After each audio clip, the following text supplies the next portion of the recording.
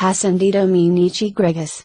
Encyclical of Pope Pius X on the Doctrines of the Modernists. To the Patriarchs, Primates, Archbishops, Bishops and other local ordinaries in peace and communion with the Apostolic See. Venerable Brethren, health and apostolic benediction. The office divinely committed to us of feeding the Lord's flock has especially this duty assigned to it by Christ, namely, to guard with the greatest vigilance the deposit of the faith delivered to the saints, rejecting the profane novelties of words and oppositions of knowledge falsely so called. There has never been a time when this watchfulness of the Supreme Pastor was not necessary to the Catholic body, for, owing to the efforts of the enemy of the human race, there have never been lacking men speaking perverse things, Acts 20:30, vain talkers and seducers, Dit. I. 10, erring and driving into error, 2 Tim.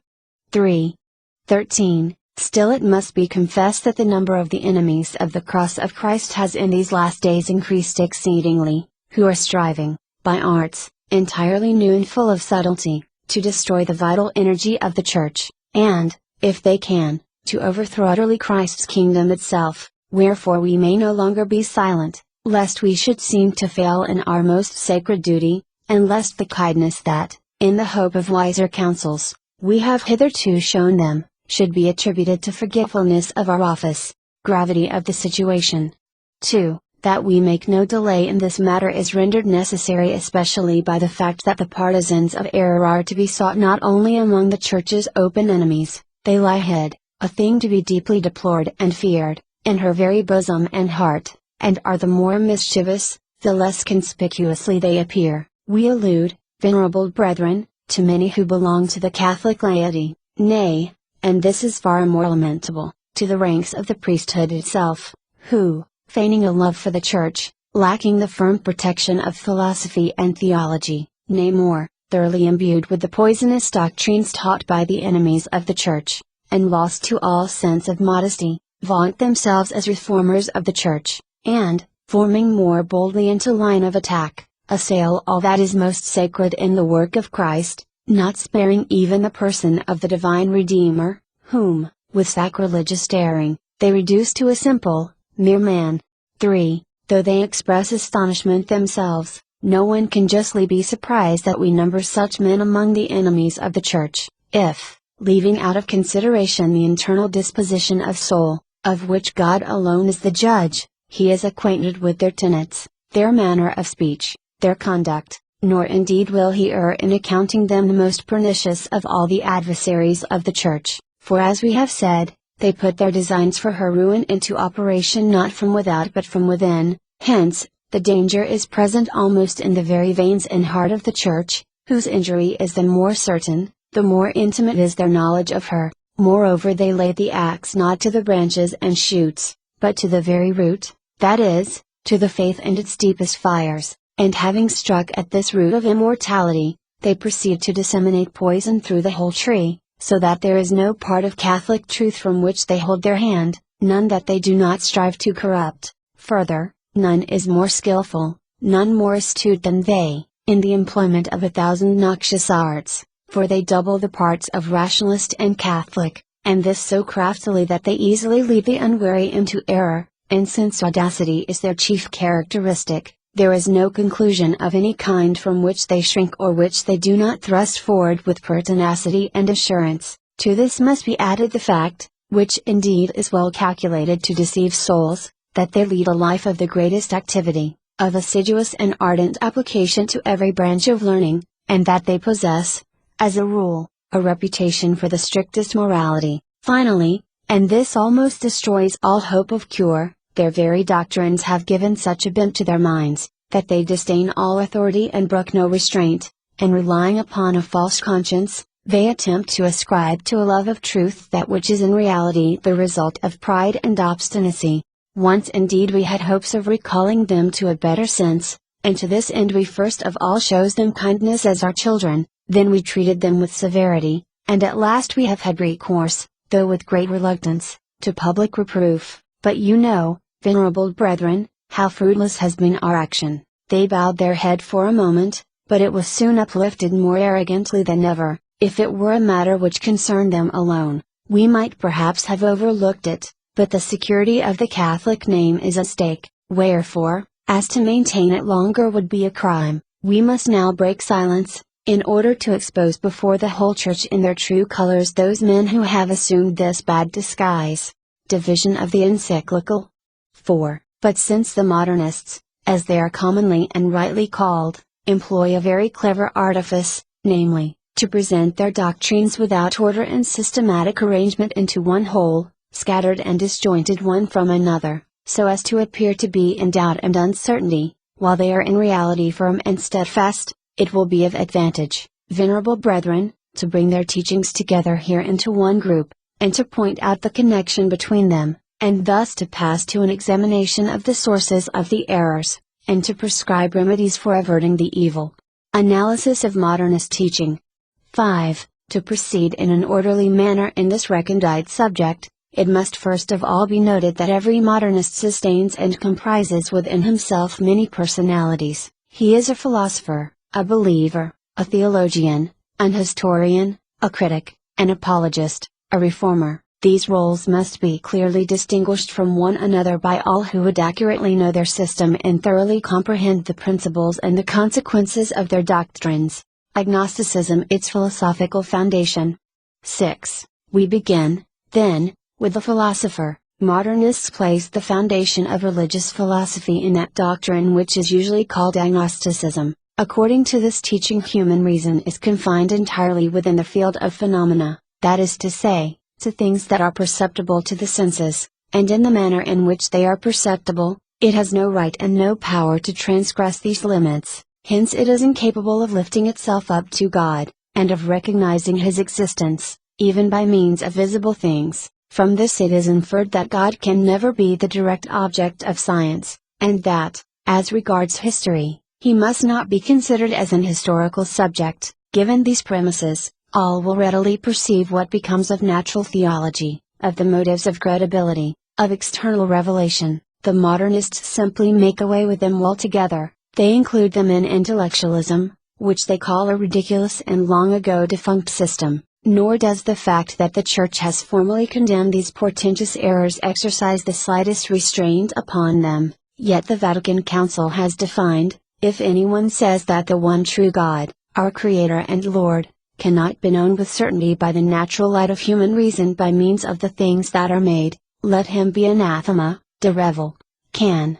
I, and also, if anyone says that it is not possible or not expedient that man be taught, through the medium of divine revelation, about God and the worship to be paid Him, let him be anathema, ibid.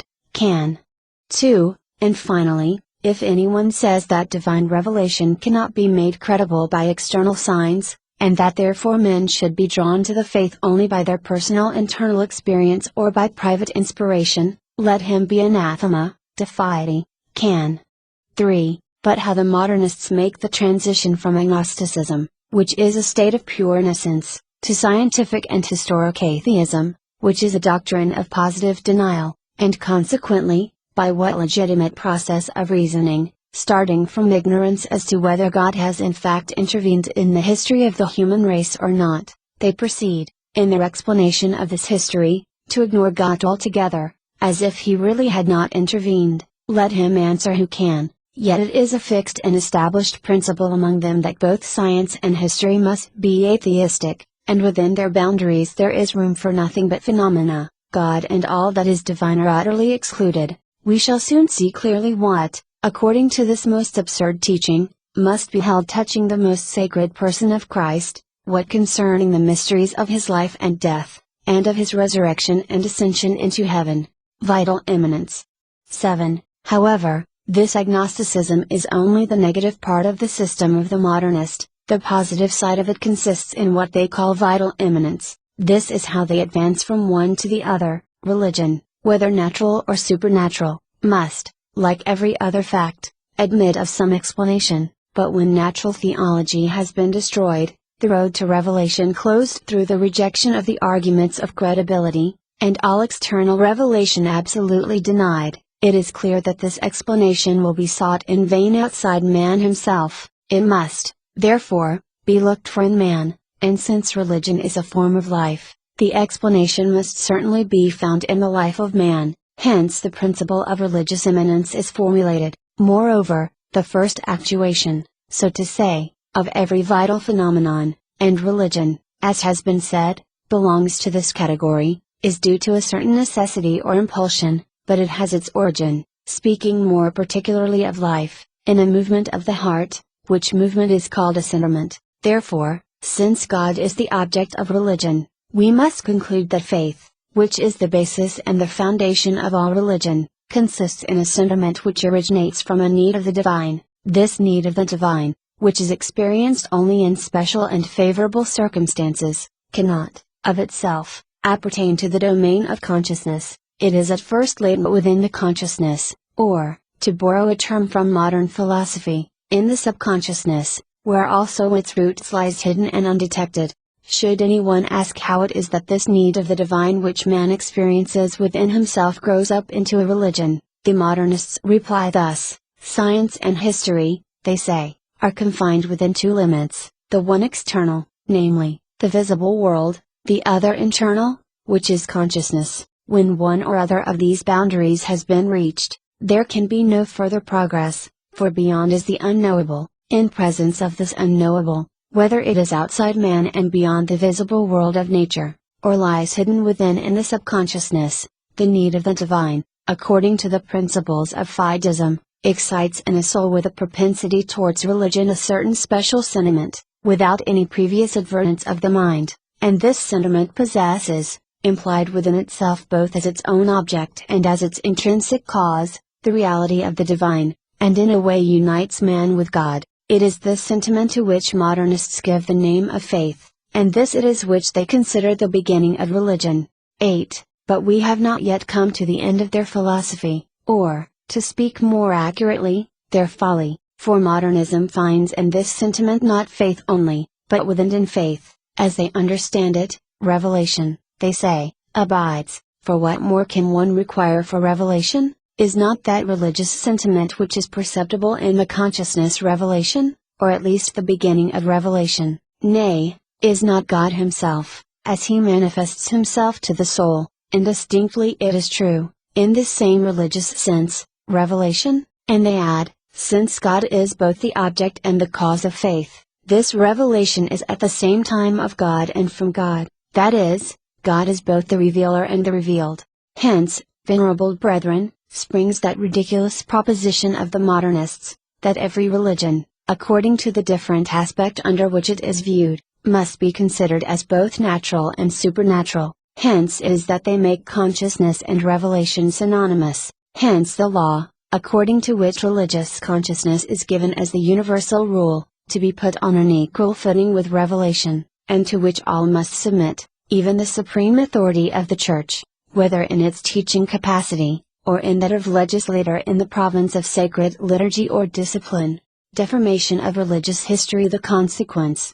9. However, in all this process, from which, according to the modernists, faith and revelation spring, one point is to be particularly noted, for it is of capital importance on account of the historico-critical corollaries which are deduced from it, for the unknowable they talk of does not present itself to faith as something solitary and isolated, but rather in close conjunction with some phenomenon, which, though it belongs to the realm of science and history yet to some extent oversteps their bounds. Such a phenomenon may be an act of nature containing within itself something mysterious, or it may be a man, whose character, actions and words cannot, apparently, be reconciled with the ordinary laws of history. Then faith, attracted by the unknowable which is united with the phenomenon, possesses itself of the whole phenomenon, and, as it were, permeates it with its own life. From this two things follow: the first is a sort of transfiguration of the phenomenon,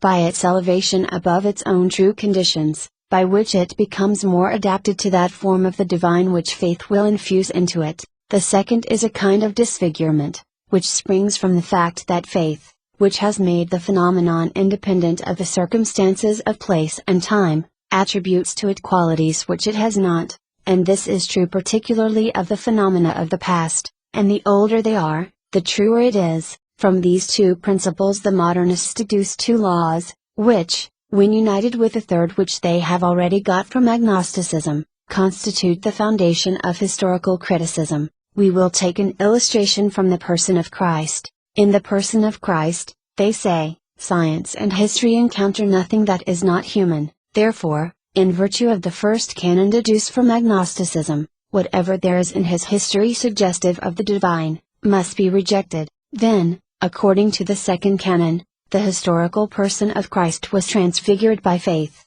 therefore everything that raises it above historical conditions must be removed. Lately, the third canon, which lays down that the person of Christ has been disfigured by faith, requires that everything should be excluded, deeds and words and all else that is not in keeping with his character, circumstances and education, and with the place and time in which he lived. A strange style of reasoning, truly, but it is modernist criticism. 10. Therefore the religious sentiment, which through the agency of vital immanence emerges from the lurking places of the subconsciousness, is the germ of all religion, and the explanation of everything that has been nor ever will be in any religion. The sentiment, which was at first only rudimentary and almost formless, gradually matured, under the influence of that mysterious principle from which it originated, with the progress of human life, of which, as has been said, it is a form. This, then, is the origin of all religion, even supernatural religion. It is only a development of this religious sentiment, nor is the Catholic religion an exception. It is quite on a level with the rest, for it was engendered, by the process of vital immanence, in the consciousness of Christ, who was a man of the choicest nature, whose like has never been, nor will be. Those who hear these audacious, these sacrilegious assertions, are simply shocked, and yet, venerable brethren, these are not merely the foolish babblings of infidels. There are many Catholics, yea, and priests too, who say these things openly, and they boast that they are going to reform the Church by these ravings. There is no question now of the old error, by which a sort of right to the supernatural order was claimed for the human nature. We have gone far beyond that. We have reached the point when it is affirmed that our most holy religion, in the man Christ is in us, emanated from nature spontaneously and entirely. Than this there is surely nothing more destructive of the whole supernatural order. Wherefore the Vatican Council most justly decreed, if anyone says that man cannot be raised by God to a knowledge and perfection which surpasses nature, but that he can and should, by his own efforts and by a constant development, attain finally to the possession of all truth and good, let him be anathema, de revel. Can. 3. The origin of dogmas.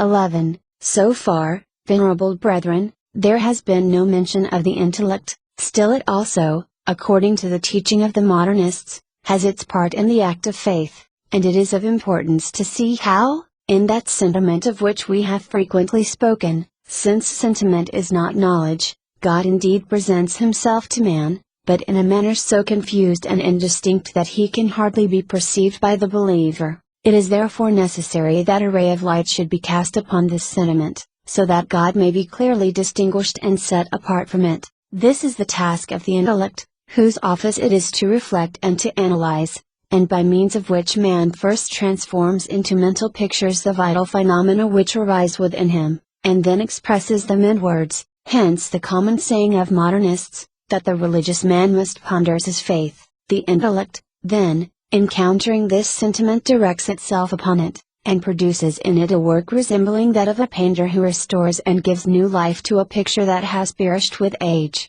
The simile is that of one of the leaders of modernism. The operation of the intellect in this work is a double one. First, by a natural and spontaneous act it expresses its concept in a simple, ordinary statement. Then, on reflection and deeper consideration, or, as they say, by elaborating its thought, it expresses the idea in secondary propositions, which are derived from the first, but are more perfect and distinct. These secondary propositions, if they finally receive the approval of the supreme magisterium of the Church, constitute dogma. 12. Thus, we have reached one of the principal points in the modernist system, namely the origin and the nature of dogma, for they place the origin of dogma in those primitive and simple formulae, which, under a certain aspect, are necessary to faith, for revelation, to be truly such, requires the clear manifestation of God in the consciousness, but dogma itself they apparently hold, is contained in the secondary formulae. To ascertain the nature of dogma, we must first find the relation which exists between the religious formulas and the religious sentiment. This will be readily perceived by him who realizes that these formulas have no other purpose than to furnish the believer with a means of giving an account of his faith to himself. These formulas therefore stand midway between the believer and his faith. In their relation to the faith, they are the inadequate expression of its object, and are usually called symbols. In their relation to the believer, they are mere instruments. Its evolution. 13. Hence it is quite impossible to maintain that they express absolute truth, for, insofar as they are symbols, they are the images of truth, and so must be adapted to the religious sentiment in its relation to man, and as instruments, they are the vehicles of truth, and must therefore in their turn be adapted to man in his relation to the religious sentiment. But the object of the religious sentiment, since it embraces that absolute, possesses an infinite variety of aspects of which now one, now another, may present itself. In like manner, he who believes may pass through different phases. Consequently, the formulae too, which we call dogmas, must be subject to these vicissitudes, and are, therefore, liable to change. Thus the way is open to the intrinsic evolution of dogma, an immense collection of sophisms this, that ruins and destroys all religion. Dogma is not only able, but ought to evolve and to be changed. This is strongly affirmed by the Modernists,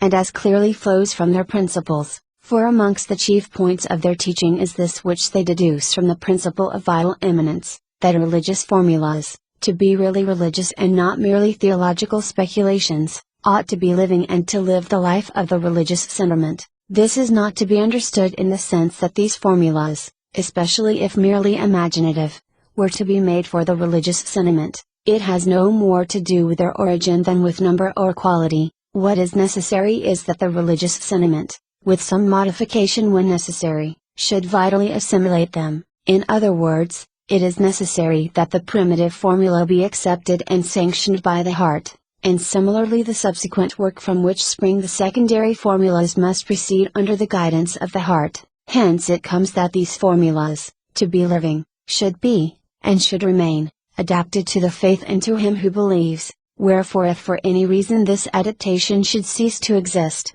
they lose their first meaning and accordingly must be changed. And since the character and lot of dogmatic formulas is so precarious, there is no room for surprise that modernists regard them so lightly and in such open disrespect, and so they audaciously charge the Church both with taking the wrong road from inability to distinguish the religious and moral sense of formulas from their surface meaning, and with clinging tenaciously and vainly to meaningless formulas whilst religion is allowed to go to ruin, blind that they are, and leaders of the blind, inflated with a boastful science. They have reached that pitch of folly where they pervert the eternal concept of truth in the true nature of the religious sentiment. With that new system of theirs they are seen to be under the sway of a blind and unchecked passion for novelty, thinking not at all of finding some solid foundation of truth, but despising the holy and apostolic traditions. They embrace other vain, futile, uncertain doctrines, condemned by the Church, on which, in the height of their vanity, they think they can rest and maintain truth itself. The modernist is believer, individual experience and religious certitude. 14. Thus far, venerable brethren, of the modernist considered as philosopher. Now if we proceed to consider him as believer, seeking to know how the believer, according to modernism, is differentiated from the philosopher, it must be observed that although the philosopher recognizes as the object of faith the divine reality, still this reality is not to be found but in the heart of the believer, as being an object of sentiment and affirmation, and therefore confined within the sphere of phenomena. But as to whether it exists outside that sentiment and affirmation is a matter which in no way concerns this philosopher. For the modernist believer, on the contrary, it is an established and certain fact that the divine reality does really exist in itself and quite independently of the person who believes in it. If you ask on what foundation this assertion of the believer rests, they answer, in the experience of the individual. On this head the modernists differ from the rationalists only to fall into the opinion of the Protestants and pseudo-mystics. This is their manner of putting the question, In the religious sentiment one must recognize a kind of intuition of the heart which puts man in immediate contact with the very reality of God, and infuses such a persuasion of God's existence and His action both within and without man as to excel greatly any scientific conviction. They assert, therefore, the existence of a real experience, and one of a kind that surpasses all rational experience. If this experience is denied by some, like the rationalists, it arises from the fact that such persons are unwilling to put themselves in the moral state which is necessary to produce it. It is this experience which, when a person acquires it, makes him properly and truly a believer. How far off we are here from Catholic teaching we have already seen in the decree of the Vatican Council. We shall see later how, with such theories, added to the other errors already mentioned, the way is opened wide for atheism. Here it is well to note at once that, given this doctrine of experience united with the other doctrine of symbolism, every religion, even that of paganism, must be held to be true. What is to prevent such experiences from being met with in every religion? In fact that they are to be found is asserted by not a few, and with what right will modernists deny the truth of an experience affirmed by a follower of Islam? With what right can they claim true experiences for Catholics alone? Indeed modernists do not deny but actually admit, some confusedly, others in the most open manner, that all religions are true, that they cannot feel otherwise is clear, for on what ground, according to their theories, could falsity be predicated of any religion whatsoever? It must be certainly on one of these two,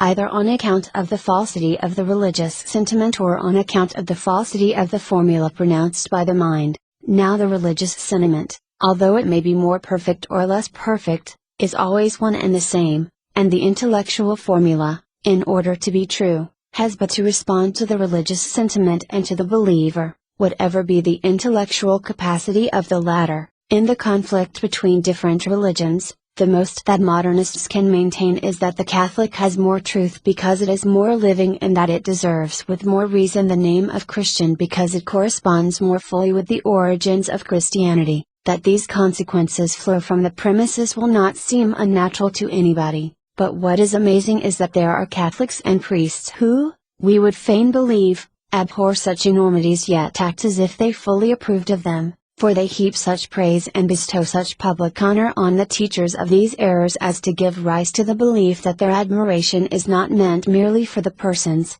who are perhaps not devoid of a certain merit, but rather for the errors which these persons openly profess and which they do all in their power to propagate. Religious experience and tradition.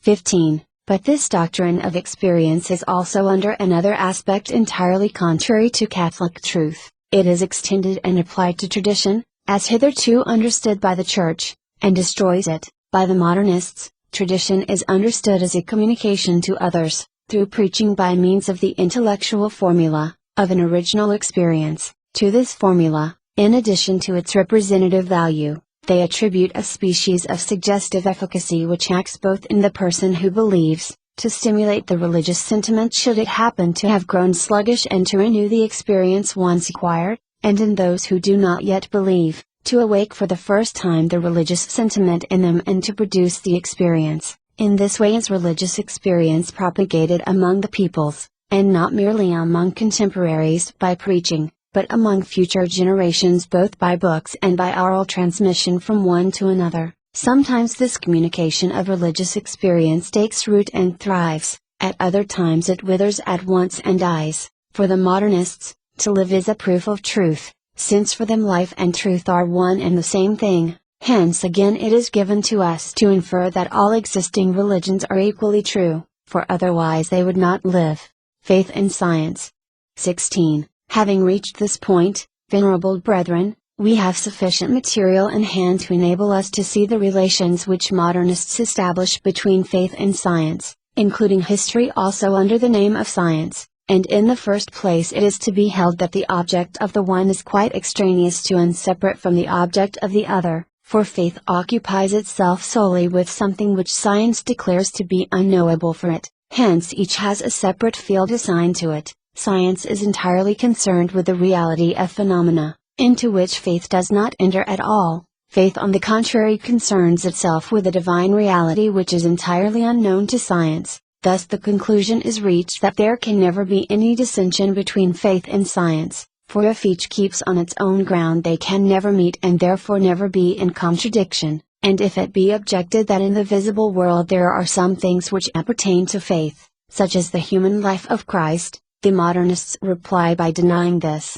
for though such things come within the category of phenomena, still in as far as they are lived by faith and in the way already described have been by faith transfigured and disfigured, they have been removed from the world of sense and translated to become material for the divine. Hence should it be further asked whether Christ has wrought real miracles, and made real prophecies, whether he rose truly from the dead and descended into heaven, the answer of agnostic science will be in the negative and the answer of faith in the affirmative, yet there will not be, on that account, any conflict between them, for it will be denied by the philosopher as philosopher, speaking to philosophers and considering Christ only in his historical reality, and it will be affirmed by the speaker, speaking to believers and considering the life of Christ as lived again by the faith and in the faith. Faith subject to science. 17. Yet, it would be a great mistake to suppose that, given these theories, one is authorized to believe that faith and science are independent of one another. On the side of science the independence is indeed complete, but it is quite different with regard to faith, which is subject to science not on one but on three grounds, for in the first place it must be observed that in every religious fact, when you take away the divine reality and the experience of it which the believer possesses, everything else, and especially the religious formulas of it, belongs to the sphere of phenomena and therefore falls under the control of science. Let the believer leave the world if he will, but so long as he remains in it he must continue, whether he like it or not, to be subject to the laws, the observation, the judgments of science and of history. Further, when it is said that God is the object of faith alone, the statement refers only to the divine reality, not to the idea of God. The latter also is subject to science, which while it philosophizes in what is called the logical order soars also to the absolute and the ideal. It is therefore the right of philosophy and of science to form conclusions concerning the idea of God, to direct it in its evolution and to purify it of any extraneous elements which may become confused with it. Finally, man does not suffer dualism to exist in him, and the believer therefore feels within him an impelling need so to harmonize faith with science, that it may never oppose the general conception which science sets forth concerning the universe. Thus it is evident that science is to be entirely independent of faith, while on the other hand, and notwithstanding that they are supposed to be strangers to each other, faith is made subject to science. All this, venerable brothers, is in formal opposition with the teachings of our predecessor, Pius IX, where he lays it down that, in matters of religion it is the duty of philosophy not to command but to serve, but not to prescribe what is to be believed but to embrace what is to be believed with reasonable obedience, not to scrutinize the depths of the mysteries of God but to venerate them devoutly and humbly. The modernists completely invert the parts, and to them may be applied the words of another predecessor of ours, Gregory IX, addressed to some theologians of his time: some among you, inflated like bladders with the spirit of vanity, strive by profane novelties to cross the boundaries fixed by the fathers, twisting the sense of the heavenly pages. To the philosophical teaching of the rationales, not for the profit of their hearer but to make a show of science. These, seduced by strange and eccentric doctrines, make the head of the tail and force the queen to serve the servant. The methods of modernists. 18. This becomes still clearer to anybody who studies the conduct of modernists, which is in perfect harmony with their teachings. In the writings and addresses they seem not unfrequently to advocate now one doctrine now another, so that one would be disposed to regard them as vague and doubtful, but there is a reason for this, and it is to be found in their ideas as to the mutual separation of science and faith. Hence in their books you find some things which might well be expressed by a Catholic, but in the next page you find other things which might have been dictated by a rationalist. When they write history they make no mention of the divinity of Christ, but when they are in the pulpit they profess it clearly. Again, when they write history they pay no heed to the fathers and the councils, but when they catechize the people, they cite them respectfully. In the same way they draw their distinctions between theological and pastoral exegesis and scientific and historical exegesis. So, too, acting on the principle that science in no way depends upon faith, when they treat of philosophy, history, criticism, feeling no horror at treading in the footsteps of Luther, they are wont to display a certain contempt for Catholic doctrines, or the Holy Fathers, for the ecumenical councils, for the ecclesiastical magisterium, and should they be rebuked for this, they complain that they are being deprived of their liberty. Lastly, guided by the theory that faith must be subject to science, they continuously and openly criticize the Church because of her sheer obstinacy in refusing to submit and accommodate her dogmas to the opinions of philosophy, while they, on their side, after having blotted out the old theology, endeavor to introduce a new theology which shall follow the vagaries of their philosophers. The modernist as theologian, his principles, immanence and symbolism. 19. And thus, venerable brethren, the road is open for us to study the modernists in the theological arena, a difficult task, yet one that may be disposed of briefly. The end to be attained is the conciliation of faith with science, always, however, saving the primacy of science over faith. In this branch the modernist theologian avails himself of exactly the same principles which we have seen employed by the modernist philosopher, and applies them to the believer, the principles of immanence and symbolism. The process is an extremely simple one. The philosopher has declared, the principle of faith is immanent, the believer has added, this principle is God, and the theologian draws the conclusion, God is immanent in man, thus we have theological immanence. So too, the philosopher regards as certain that the representations of the object of faith are merely symbolical. The believer has affirmed that the object of faith is God in himself, and the theologian proceeds to affirm that the representations of the divine reality are symbolical, and thus we have theological symbolism, truly enormous errors both, the pernicious character of which will be seen clearly from an examination of their consequences. For, to begin with symbolism, since symbols are but symbols in regard to their objects and only instruments in regard to the believer, it is necessary first of all, according to the teachings of the modernists, that the believer do not lay too much stress on the formula, but avail himself of it only with the scope of uniting himself to the absolute truth which the formula at once reveals and conceals, that is to say, endeavors to express but without succeeding in doing so. They would also have the believer avail himself of the formulas only in as far as they are useful to him, for they are given to be a help and not a hindrance, with proper regard, however, for the social respect due to formulas which the public magisterium has deemed suitable for expressing the common consciousness until such time as the same magisterium provide otherwise. Concerning immanence it is not easy to determine what modernists mean by it,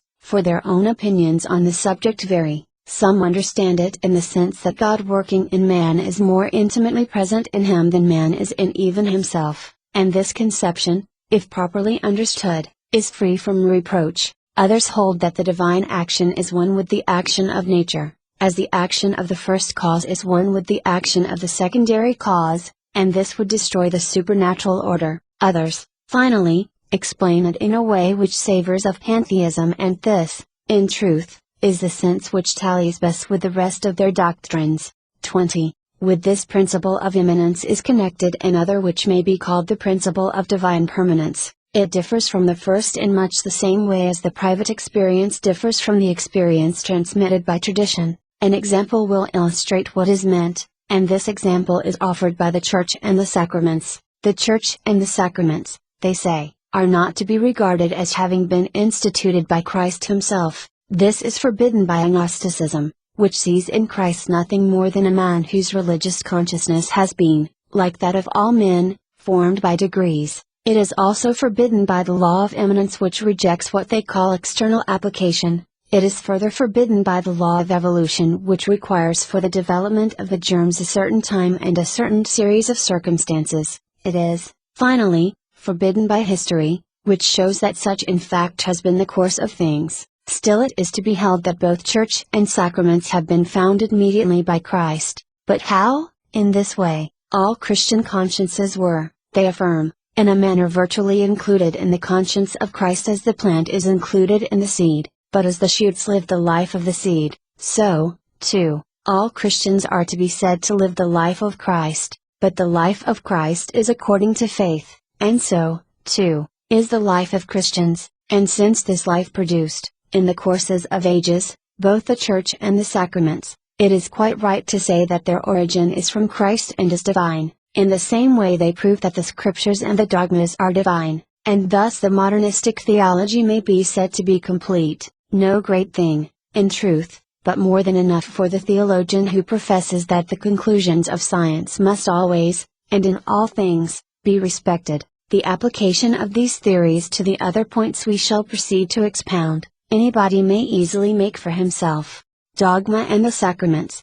21. Thus far we have spoken of the origin and nature of faith, but as faith has many shoots, and chief among them the Church, dogma, worship, the books which we call sacred, of these also we must know what is taught by the modernists. To begin with dogma, we have already indicated its origin and nature. Dogma is born of the species of impulse or necessity by virtue of which the believer is constrained to elaborate his religious thought so as to render it clearer for himself and others. This elaboration consists entirely in the process of penetrating and refining the primitive formula, not indeed in itself and according to logical development, but as required by circumstances, or vitally as the modernists more abstrusely put it. Hence it happens that around the primitive formula secondary formulas gradually continue to be formed, and these subsequently grouped into bodies of doctrine, or into doctrinal constructions as they prefer to call them, and further sanctioned by the public magisteriums responding to the common consciousness, are called dogma. Dogma is to be carefully distinguished from the speculations of theologians which, although not alive with the life of dogma, are not without their utility as serving to harmonize religion with science and remove opposition between the two, in such a way as to throw light from without on religion, and it may be even to prepare the matter for future dogma. Concerning worship there would not be much to be said, were it not that under this head are comprised the sacraments, concerning which the modernists fall into the gravest errors. For them the sacraments are the resultant of a double need, for, as we have seen, everything in their system is explained by inner impulses or necessities. In the present case, the first need is that of giving some sensible manifestation to religion, the second is that of propagating it, which could not be done without some sensible form and consecrating acts, and these are called sacraments. But for the modernists the sacraments are mere symbols or signs, though not devoid of a certain efficacy, an efficacy, they tell us, like that of certain phrases vulgarly described as having caught on, inasmuch as they have become the vehicle for the diffusion of certain great ideas which strike the public mind. What the phrases are to the ideas, that the sacraments are to the religious sentiment, that and nothing more, the modernists would be speaking more clearly were they to affirm that the sacraments are instituted solely to foster the faith, but this is condemned by the Council of Trent. If anyone say that these sacraments are instituted solely to foster the faith, let him be anathema. The Holy Scriptures. 22. We have already touched upon the nature and origin of the sacred books. According to the principles of the modernists they may be rightly described as a collection of experiences, not indeed of the kind that may come to anybody, but those extraordinary and striking ones which have happened in any religion. And this is precisely what they teach about our books of the Old and New Testament, but to suit their own theories they note with remarkable ingenuity that, although experience is something belonging to the present, still it may derive its material from the past and the future alike, inasmuch as the believer by memory lives the past over again after the manner of the present, and lives the future already by anticipation. This explains how it is that the historical and apocalyptical books are included among the sacred writings. God does indeed speak in these books, through the medium of the believer, but only, according to modernistic theology, by vital immanence and permanence. Do we inquire concerning inspiration? Inspiration, they reply, is distinguished only by its vehemence from that impulse which stimulates the believer to reveal the faith that is in him by words or writing. It is something like what happens in poetical inspiration, of which it has been said, "There is God in us, and when He stirreth He sets us afire," and it is precisely in this sense that God is said to be the origin of the inspiration of the sacred books. The modernists affirm, too, that there is nothing in these books which is not inspired. In this respect some might be disposed to consider them as more orthodox than certain other moderns who somewhat restrict inspiration, as, for instance, in what have been put forward as tacit citations, but it is all mere juggling of words, for if we take the Bible, according to the tenets of agnosticism, to be a human work, made by men for men, but allowing the theologian to proclaim that it is divine by eminence, what room is there left in it for inspiration, general inspiration in the modernist sense it is easy to find, but of inspiration in the Catholic sense there is not a trace. The Church.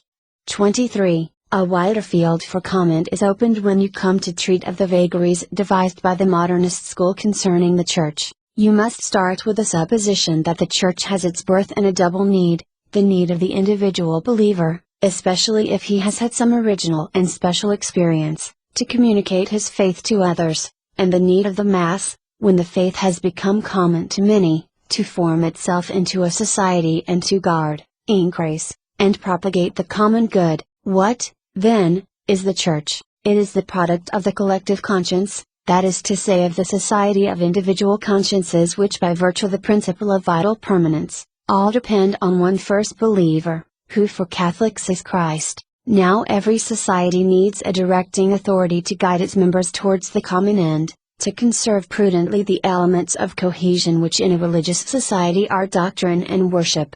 Hence the triple authority in the Catholic Church, disciplinary, dogmatic, liturgical. The nature of this authority is to be gathered from its origin, and its rights and duties from its nature. In past times it was a common error that authority came to the Church from without, that is to say directly from God, and it was then rightly held to be autocratic, but his conception had now grown obsolete, for in the same way as the Church is a vital emanation of the collectivity of consciences, so too authority emanates vitally from the Church itself. Authority therefore, like the Church, has its origin in the religious conscience, and, that being so, is subject to it. Should it disown this dependence it becomes a tyranny, for we are living in an age when the sense of liberty has reached its fullest development, and when the public conscience has in the civil order introduced popular government. Now there are not two consciences in man, any more than there are two lives. It is for the ecclesiastical authority,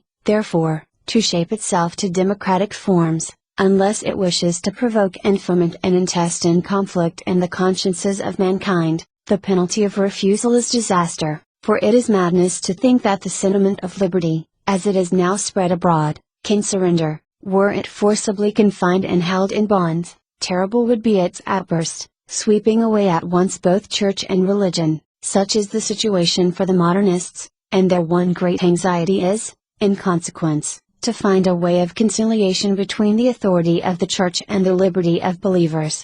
The relations between Church and State.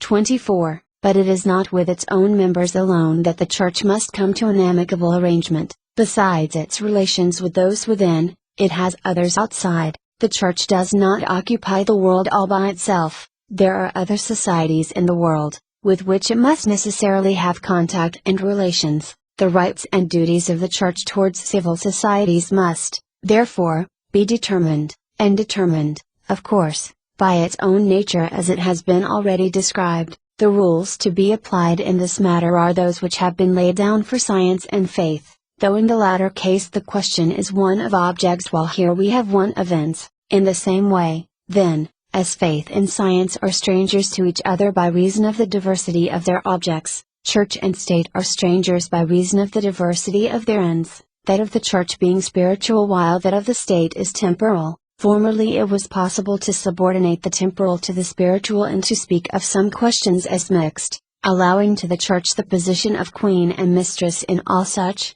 because the Church was then regarded as having been instituted immediately by God as the author of the supernatural order, but his doctrine is today repudiated alike by philosophy and history. The State must, therefore, be separated from the Church, and the Catholic from the citizen. Every Catholic, from the fact that he is also a citizen, has the right and the duty to work for the common good in the way he thinks best, without troubling himself about the authority of the Church, without paying any heed to its wishes, its counsels, its orders, nay, even in spite of its reprimands, to trace out and prescribe for the citizen any line of conduct, on any pretext whatsoever, is to be guilty of an abuse of ecclesiastical authority, against which one is bound to act with all one's might. The principles from which these doctrines spring have been solemnly condemned by our predecessor Pius V. In his Constitution Auctorum Fidei, the magisterium of the Church. 25. But it is not enough for the modernist school that the state should be separated from the Church, for as faith is to be subordinated to science, as far as phenomenal elements are concerned, so too in temporal matters the Church must be subject to the state. They do not say this openly as yet, but they will say it when they wish to be logical on this head, for given the principle that in temporal matters the state possesses absolute mastery, it will follow that when the believer, not fully satisfied with his merely internal acts of religion, proceeds to external acts, such for instance as the administration or reception of the sacraments, these will fall under the control of the state. What will then become of ecclesiastical authority, which can only be exercised by external acts? Obviously it will be completely under the dominion of the state. It is this inevitable consequence which impels many among liberal Protestants to reject all external worship, nay, all external religious community, and makes them advocate what they call individual religion. If the modernists have not yet reached this point, they do ask the Church in the meanwhile to be good enough to follow spontaneously where they lead her and adapt herself to the civil forms in vogue. Such are their ideas about disciplinary authority, but far more advanced and far more pernicious are their teachings on doctrinal and dogmatic authority. This is their conception of the magisterium of the Church. No religious society, they say, can be a real unit unless the religious conscience of its members be one, and one also the formula which they adopt. But his double unity requires a kind of common mind whose office is to find and determine the formula that corresponds best with the common conscience, and it must have moreover an authority sufficient to enable it to impose on the community the formula which has been decided upon, from the combination and, as it were fusion of these two elements, the common mind which draws up the formula and the authority which imposes it, arises, according to the modernists, the notion of the ecclesiastical magisterium, and as this magisterium springs, in its last analysis, from the individual consciences and possesses its mandate of public utility for their benefit, it follows that the ecclesiastical magisterium must be subordinate to them, and should therefore take democratic forms, to prevent individual consciences from revealing freely and openly the impulses they feel, to hinder criticism from impelling dogmas towards their necessary evolutions. This is not a legitimate use but an abuse of a power given for the public utility. So too a due method and measure must be observed in the exercise of authority. To condemn and prescribe a work without the knowledge of the author, without hearing his explanations, without discussion, assuredly savors of tyranny, and thus, here again a way must be found to save the full rights of authority on the one hand and of liberty on the other. In the meanwhile the proper course for the Catholic will be to proclaim publicly his profound respect for authority, and continue to follow his own bent. Their general directions for the Church may be put in this way: since the end of the Church is entirely spiritual, the religious authority should strip itself of all that external pomp which adorns it in the eyes of the public, and here they forget that while religion is essentially for the soul, it is not exclusively for the soul, and that the honor paid to authority is reflected back on Jesus Christ who instituted it. The evolution of doctrine. 26. To finish with this whole question of faith and its shoots, it remains to be seen, venerable brethren, what the modernists have to say about their development. First of all they lay down the general principle that in a living religion everything is subject to change, and must change, and in this way they pass to what may be said to be, among the chief of their doctrines, that of evolution. To the laws of evolution everything is subject: dogma, church, worship, the books we revere as sacred, even faith itself, and the penalty of disobedience is death. The enunciation of this principle will not astonish anybody who bears in mind what the modernists have had to say about each of these subjects. Having laid down this law of evolution, the modernists themselves teach us how it works out, and first with regard to faith, the primitive form of faith, they tell us, was rudimentary and common to all men alike, for it had its origin in human nature and human life. Vital evolution brought with it progress, not by the accretion of new and purely adventitious forms from without, but by an increasing penetration of the religious sentiment in the conscience. This progress was of two kinds: negative, by the elimination of all foreign elements, such, for example, as the sentiment of family or nationality, and posited by the intellectual and moral refining of man, by means of which the idea was enlarged and enlightened while the religious sentiment became more elevated and more intense. For the progress of faith no other causes are to be assigned than those which are adduced to explain its origin, but to them must be added those religious geniuses whom we call prophets, and of whom Christ was the greatest, both because in their lives and their words there was something mysterious which faith attributed to the divinity, and because it fell to their lot to have new and original experiences fully in harmony with the needs of their time. The progress of dogma is due chiefly to the obstacles which faith has to surmount, to the enemies it has to vanquish,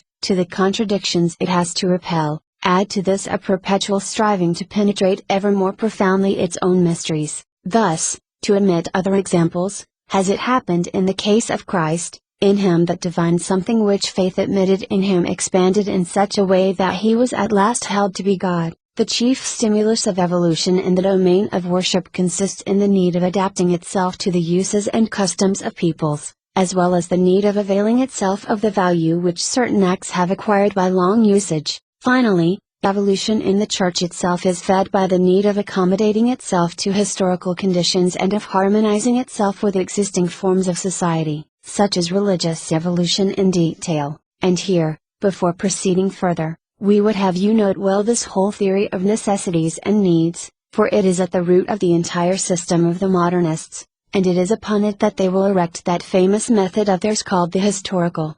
27. Still continuing the consideration of the evolution of doctrine, it is to be noted that evolution is due no doubt to those stimulants styled needs, but, if left to their action alone, it would run a great risk of bursting the bounds of tradition, and thus, turned aside from its primitive vital principle, would lead to ruin instead of progress. Hence, studying more closely the ideas of the Modernists, evolution is described as resulting from the conflict of two forces, one of them tending towards progress, the other towards conservation. The conserving force in the Church is tradition, and tradition is represented by religious authority, and this both by right and in fact, for by right it is in the very nature of authority to protect tradition, and, in fact, for authority, raised as it is above the contingencies of life, feels hardly, or not at all, the spurs of progress. The progressive force, on the contrary, which responds to the inner needs lies in the individual consciences and ferments there,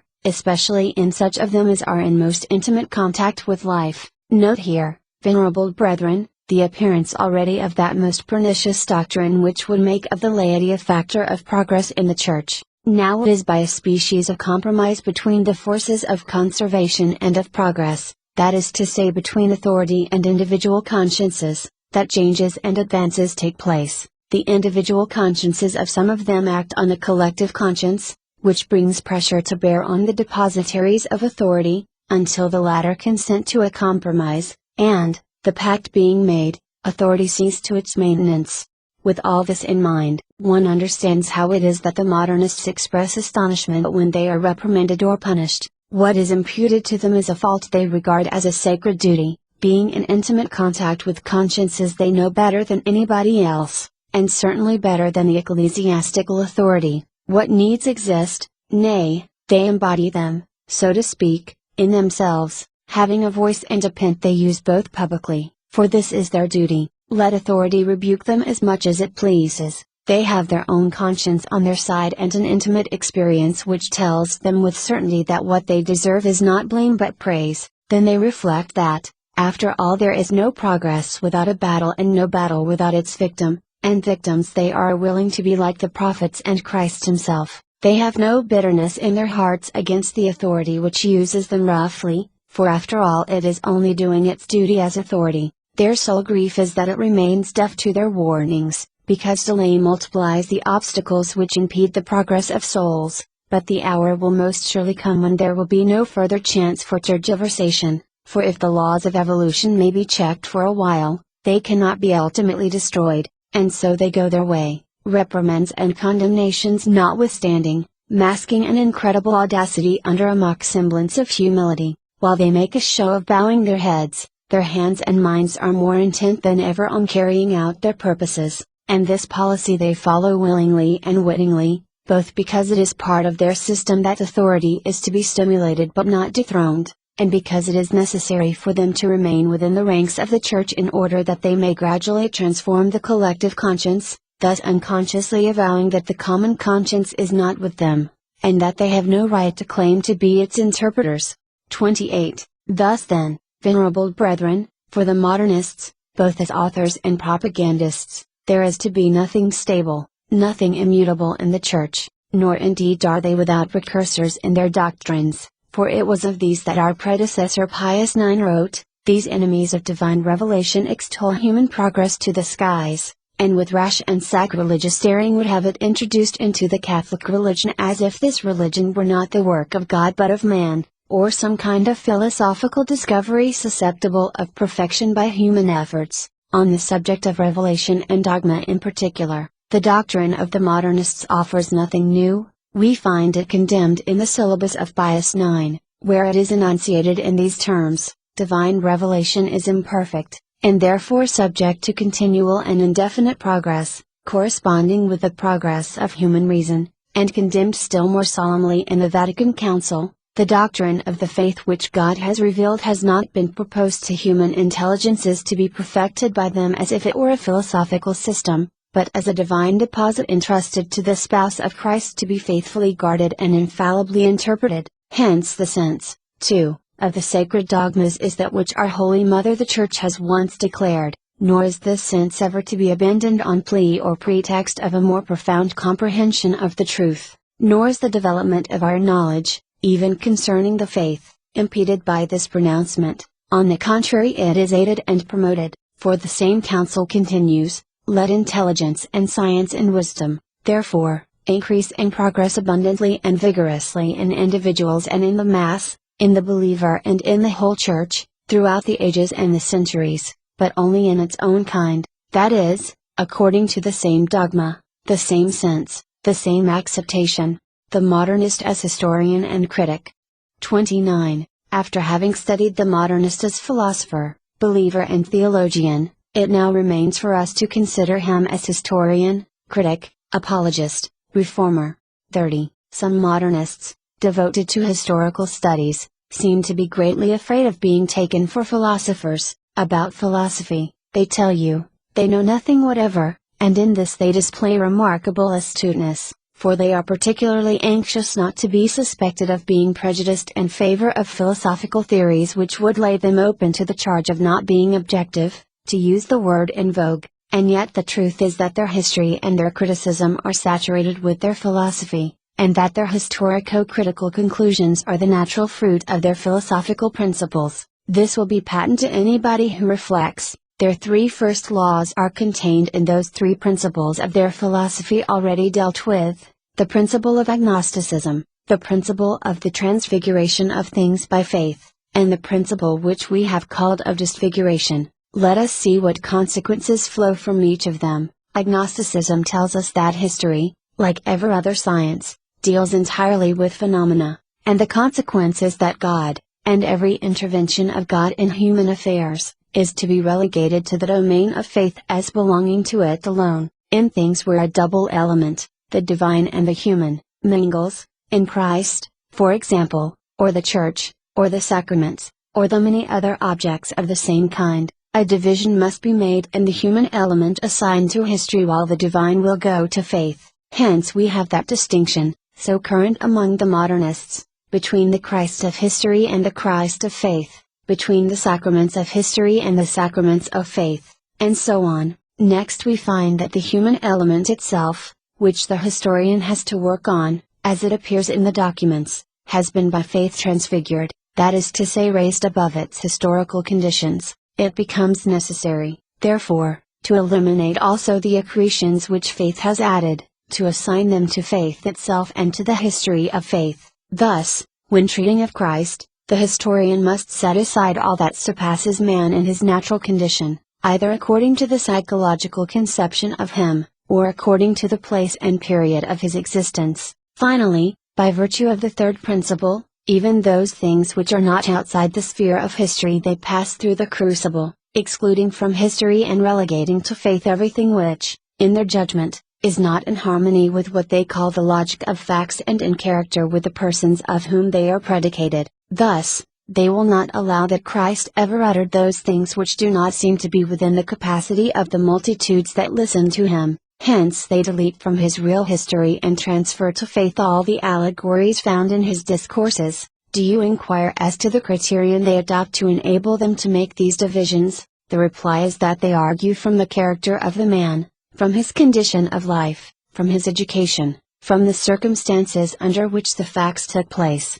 in short, from criteria which, when one considers them well, are purely subjective. Their method is to put themselves into the position and person of Christ, and then to attribute to him what they would have done under like circumstances. In this way, absolutely a priori and acting on philosophical principles which they admit they hold but which they affect to ignore, they proclaim that Christ, according to what they call his real history, was not God and never did anything divine, and that as man he did and said only what they, judging from the time in which he lived, can admit him to have said or done.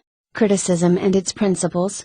31. And as history receives its conclusions, ready-made, from philosophy, so too criticism takes its own from history. The critic, on the data furnished him by the historian, makes two parts of all his documents. Those that remain after the triple elimination above described go to form the real history, the rest is attributed to the history of the faith, or as it is styled, to internal history, for the modernists distinguish very carefully between these two kinds of history, and it is to be noted that they oppose the history of the faith to real history precisely as real. Thus we have a double Christ, a real Christ, and a Christ, the one of faith, who never really existed, a Christ who has lived at a given time and in a given place, and a Christ who has never lived outside the pious meditations of the believer, the Christ, for instance, whom we find in the Gospel of St.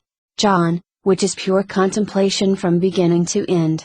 32. But the dominion of philosophy over history does not end here, given that division, of which we have spoken, of the documents into two parts. The philosopher steps in again with his principle of vital eminence, and shows how everything in the history of the Church is to be explained by vital emanation, and since the cause or condition of every vital emanation whatsoever is to be found in some need, it follows that no fact can antedate the need which produced it. Historically the fact must be posterior to the need. See how the historian works on this principle. He goes over his documents again, whether they be found in the sacred books or elsewhere, draws up from them his list of the successive needs of the Church, whether relating to dogma or liturgy or other matters, and then he hands his list over to the critic. The critic takes in hand the documents dealing with the history of faith and distributes them, period by period, so that they correspond exactly with the lists of needs, always guided by the principle that the narration must follow the facts,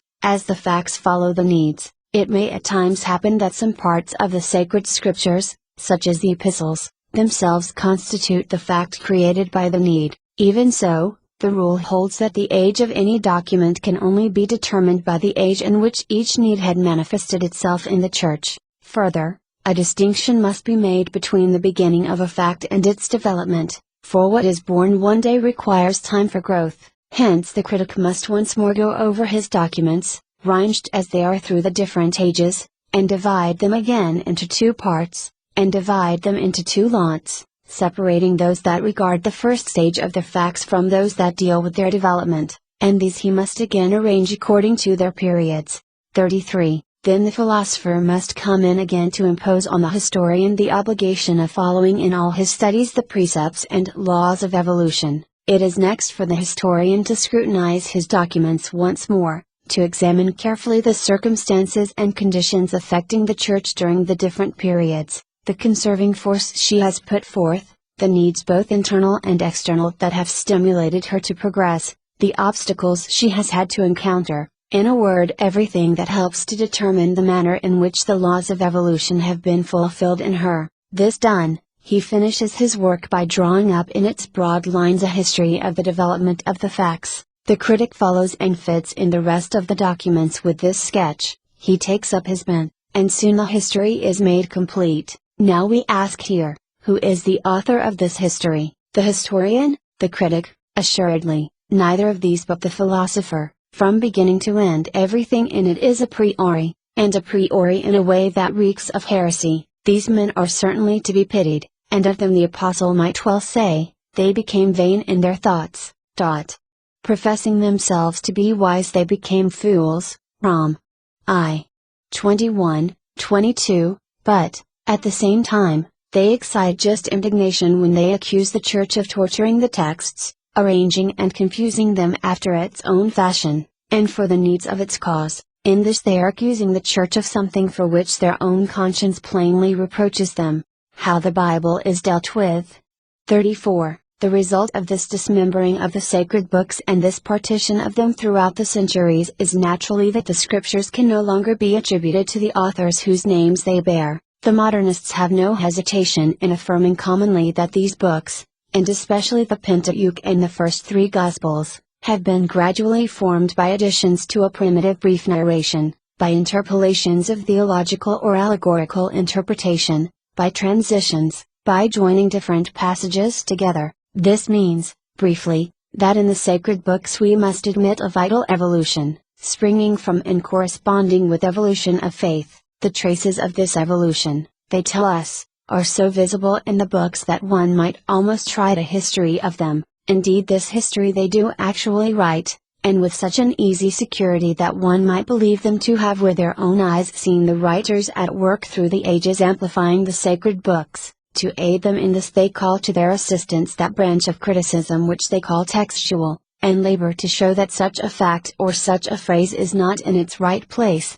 and adducing other arguments of the same kind. They seem, in fact, to have constructed for themselves certain types of narration and discourses, upon which they base their decision as to whether a thing is out of place or not. Judge if you can how men with such a system are fitted for practicing this kind of criticism. To hear them talk about their works on the sacred books, in which they have been able to discover so much that is defective, one would imagine that before them nobody ever even glanced through the pages of Scripture, whereas the truth is that a whole multitude of doctors, infinitely superior to them in genius, in erudition, in sanctity, have sifted the sacred books in every way, and so far from finding imperfections in them, have thanked God more and more the deeper they have gone into them, for His divine bounty in having vouchsafed to speak thus to men. Unfortunately, these great doctors did not enjoy the same aids to study that are possessed by the modernists for their guide and rule, a philosophy borrowed from the negation of God,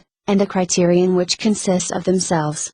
We believe, then, that we have set forth with sufficient clearness the historical method of the modernists. The philosopher leads the way, the historian follows, and then in due order come internal and textual criticism, and since it is characteristic of the first cause to communicate its virtue to secondary causes, it is quite clear that the criticism we are concerned with is an agnostic, immanentist, and evolutionist criticism. Hence anybody who embraces it and employs it, makes profession thereby of the errors contained in it, and places himself in opposition to Catholic faith. This being so, one cannot but be greatly surprised by the consideration which is attached to it by certain Catholics. Two causes may be assigned for this. First, the close alliance, independent of all differences of nationality or religion, which the historians and critics of the school have formed among themselves. Second, the boundless effrontery of these men. Let one of them but open his mouth and the others applaud him in chorus,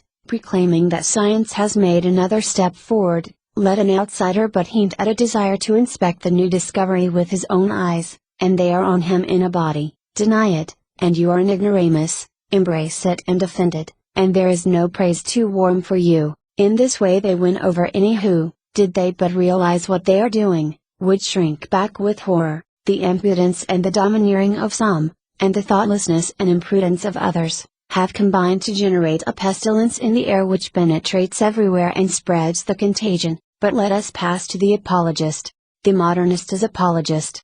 35. The modernist apologist depends in two ways on the philosopher. First, indirectly, inasmuch as his theme is history dictated, as we have seen, by the philosopher, and, secondly, directly, inasmuch as he takes both his laws and his principles from the philosopher. Hence the common precept of the modernist school that the new apologetics must be fed from psychological and historical sources. The modernist apologists, then, enter the arena by proclaiming to the rationalists that though they are defending religion, they have no intention of employing the data of the sacred books or the histories in current use in the Church, and composed according to old methods, but real history written on modern principles and according to rigorously modern methods. In all this they are not using an argumentum ad hominem, but are stating the simple fact that they hold, that the truth is to be found only in this kind of history. They feel that it is not necessary for them to dwell on their own sincerity in their writings. They are already known to and praised by the rationalists as fighting under the same banner, and they not only plume themselves on these encomiums, which are a kind of salary to them but would only provoke nausea in a real Catholic, but use them as an offset to the reprimands of the Church. But let us see how the modernist conducts his apologetics. The aim he sets before himself is to make the non-believer attain that experience of the Catholic religion which, according to the system, is the basis of faith. There are two ways open to him, the objective and the subjective. The first of them proceeds from agnosticism. It tends to show that religion, and especially the Catholic religion, is endowed with such vitality as to compel every psychologist and historian of good faith to recognize that its history hides some unknown element. To this end it is necessary to prove that this religion, as it exists today, is that which was founded by Jesus Christ, that is to say, that it is the product of the progressive development of the germ which he brought into the world. Hence it is imperative first of all to establish what this germ was, and this the modernist claims to be able to do by the following formula. Christ announced the coming of the kingdom of God, which was to be realized within a brief lapse of time and of which he was to become the Messiah, the divinely given agent and ordainer. Then it must be shown how this germ, always immanent and permanent in the bosom of the Church, has gone on slowly developing in the course of history, adapting itself successively to the different mediums through which it has passed, borrowing from them by vital assimilation all the dogmatic, cultural, ecclesiastical forms that served its purpose, whilst, on the other hand, it surmounted all obstacles, vanquished all enemies, and survived all assaults and all combats. Anybody who well and duly considers this mass of obstacles, adversaries, attacks, combats, and the vitality and fecundity which the Church has shown throughout them all, must admit that if the laws of evolution are visible in her life they fail to explain the whole of her history. The unknown rises forth from it and presents itself before us. Thus do they argue, never suspecting that their determination of the primitive germ is an a priori of agnostic and evolutionist philosophy, and that the formula of it has been gratuitously invented for the sake of buttressing their position. 36. But while they endeavor by this line of reasoning to secure access for the Catholic religion into souls, these new apologists are quite ready to admit that there are many distasteful things in it. Nay, they admit openly, and with ill-concealed satisfaction, that they have found that even its dogma is not exempt from errors and contradictions. They add also that this is not only excusable but, curiously enough, even right and proper. In the sacred books there are many passages referring to science or history where manifest errors are to be found, but the subject of these books is not science or history but religion and morals. In them history and science serve only as a species of covering to enable the religious and moral experiences wrapped up in them to penetrate more readily among the masses. The masses understood science and history as they are expressed in these books, and it is clear that had science and history been expressed in a more perfect form this would have proved rather a hindrance than a help. Then, again, the sacred books being essentially religious, are consequently necessarily living. Now life has its own truth and its own logic, belonging as they do to a different order, viz., truth of adaptation and of proportion both with the medium in which it exists and with the end towards which it tends. Finally the modernists, losing all sense of control, go so far as to proclaim as true and legitimate everything that is explained by life. We, venerable brethren, for whom there is but one and only truth, and who hold that the sacred books, written under the inspiration of the Holy Ghost, have God for their author, Conc. Vat. De Revel, c. 2, declare that this is equivalent to attributing to God himself the lie of utility or officious lie, and we say with St. Augustine, in an authority so high, admit but one officious lie, and there will not remain a single passage of those apparently difficult to practice or to believe, which on the same most pernicious rule may not be explained as a lie uttered by the author willfully and to serve a purpose. Epist. 28. And thus it will come about, the Holy Doctor continues, that everybody will believe and refuse to believe what he likes or dislikes, but the modernists pursue their way gaily. They grant also that certain arguments adduced in the sacred books, like those, for example, which are based on the prophecies, have no rational foundation to rest on, but they will defend even these as artifices of preaching, which are justified by life. Do they stop here? No, indeed, for they are ready to admit, nay, to proclaim that Christ himself manifestly erred in determining the time when the coming of the kingdom of God was to take place, and they tell us that we must not be surprised at this since even Christ was subject to the laws of life. After this, what is to become of the dogmas of the Church? The dogmas brim over with flagrant contradictions, but what matter that since, apart from the fact that vital logic accepts them, they are not repugnant to symbolical truth? Are we not dealing with the infinite, and has not the infinite an infinite variety of aspects? In short, to maintain and defend these theories they do not hesitate to declare that the noblest homage that can be paid to the infinite is to make it the object of contradictory propositions. But when they justify even contradiction, what is it that they will refuse to justify? Subjective arguments. 37. But it is not solely by objective arguments that the non-believer may be disposed to faith. There are also subjective ones at the disposal of the modernists, and for those they return to their doctrine of immanence. They endeavor, in fact, to persuade their non-believer that down in the very deeps of his nature and his life lie the need and the desire for religion, and this not a religion of any kind, but the specific religion known as Catholicism, which, they say, is absolutely postulated by the perfect development of life. And here we cannot but deplore once more, and grievously, that there are Catholics who, while rejecting immanence as a doctrine, employ it as a method of apologetics, and who do this so imprudently that they seem to admit that there is in human nature a true and rigorous necessity with regard to the supernatural order, and not merely a capacity and a suitability for the supernatural order, and not merely a capacity and a suitability for the supernatural, such as has at all times been emphasized by Catholic apologists. Truth to tell, it is only the moderate modernists who make this appeal to an exigency for the Catholic religion. As for the others, who might be called integralists, they would show to the non-believer, hidden away in the very depths of his being, the very germ which Christ himself bore in his conscience, and which he bequeathed to the world. Such, venerable brethren, is a summary description of the apologetic method of the modernists, in perfect harmony, as you may see, with their doctrines, methods and doctrines brimming over with errors, made not for edification but for destruction, not for the formation of Catholics but for the plunging of Catholics into heresy, methods and doctrines that would be fatal to any religion. The modernist as reformer.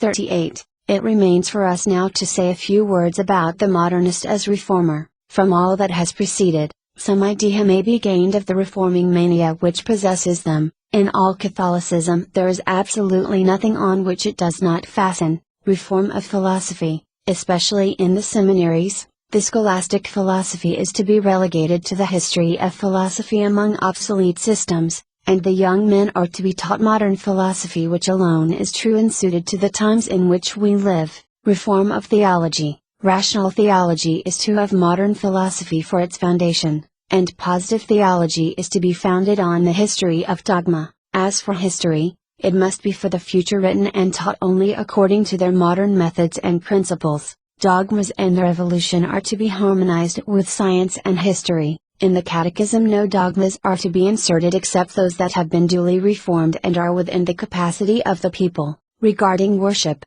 the number of external devotions is to be reduced, or at least steps must be taken to prevent their further increase, though, indeed, some of the admirers of symbolism are disposed to be more indulgent on this head. Ecclesiastical government requires to be reformed in all its branches, but especially in its disciplinary and dogmatic parts. Its spirit with the public conscience, which is not wholly for democracy. A share in ecclesiastical government should therefore be given to the lower ranks of the clergy, and even to the laity, and authority should be decentralized. The Roman congregations, and especially the Index and the Holy Office, are to be reformed. The ecclesiastical authority must change its line of conduct in the social and political world, while keeping outside political and social organization. It must adapt itself to those which exist in order to penetrate them with its spirit. With regard to morals, they adopt the principle of the Americanists, that the active virtues are more important than the passive,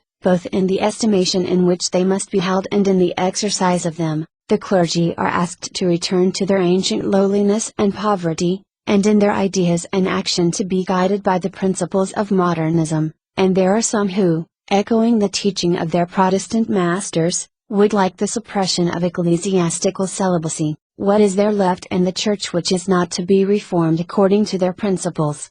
Modernism and all the heresies.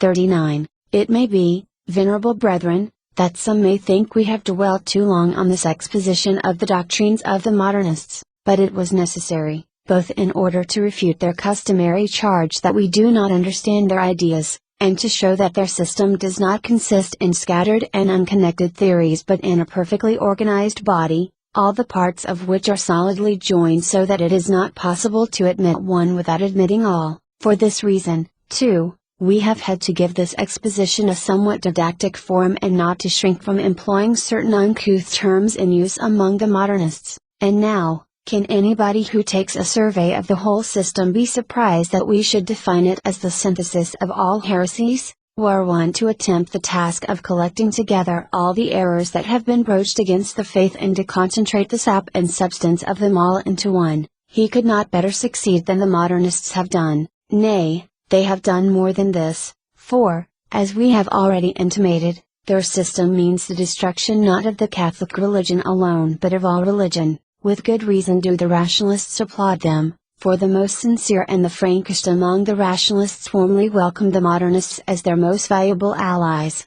For let us return for a moment, venerable brethren, to that most disastrous doctrine of agnosticism. By it every avenue that leads the intellect to God is barred. But the modernists would seek to open others available for sentiment and action, vain efforts. For, after all, what is sentiment but the reaction of the soul on the action of the intelligence or the senses? Take away the intelligence, and man, already inclined to follow the senses, becomes their slave. Vain, too, from another point of view, for all these fantasias on the religious sentiment will never be able to destroy common sense. And common sense tells us that emotion and everything that leads the heart captive proves a hindrance instead of a help to the discovery of truth. We speak, of course, of truth in itself. As for that other purely subjective truth, the fruit of sentiment and action, if it serves its purpose for the jugglery of words, it is of no use to the man who wants to know above all things whether outside himself there is a God into whose hands he is one day to fall. True. The modernists do call an experience to eke at their system, but what does this experience add to sentiment? Absolutely nothing beyond a certain intensity and a proportionate deepening of the conviction of the reality of the object, but these two will never make sentiment into anything but sentiment, nor deprive it of its characteristic which is to cause deception when the intelligence is not there to guide it. On the contrary, they but confirm and aggravate this characteristic. For the more intense sentiment is the more it is sentimental. In matters of religious sentiment and religious experience, you know, venerable brethren, how necessary is prudence and how necessary, too, the science which directs prudence. You know it from your own dealings with sounds, and especially with souls in whom sentiment predominates. You know it also from your reading of ascetical books, books for which the modernists have but little esteem, but which testify to a science and a solidity very different from theirs, and to a refinement and subtlety of observation of which the modernists give no evidence. Is it not really folly, or at least sovereign imprudence, to trust oneself without control to modernist experiences? Let us for a moment put the question, if experiences have so much value in their eyes, why do they not attach equal weight to the experience that thousands upon thousands of Catholics have that the modernists are on the wrong road? It is, perchance, that all experiences except those felt by the modernists are false and deceptive. The vast majority of mankind holds and always will hold firmly that sentiment and experience alone, when not enlightened and guided by reason, do not lead to the knowledge of God, what remains, then, but the annihilation of all religion? Atheism, certainly it is not the doctrine of symbolism, will save us from this, for if all the intellectual elements, as they call them, of religion are pure symbols, will not the very name of God or of divine personality be also a symbol? And if this be admitted, will not the personality of God become a matter of doubt and the way open to pantheism,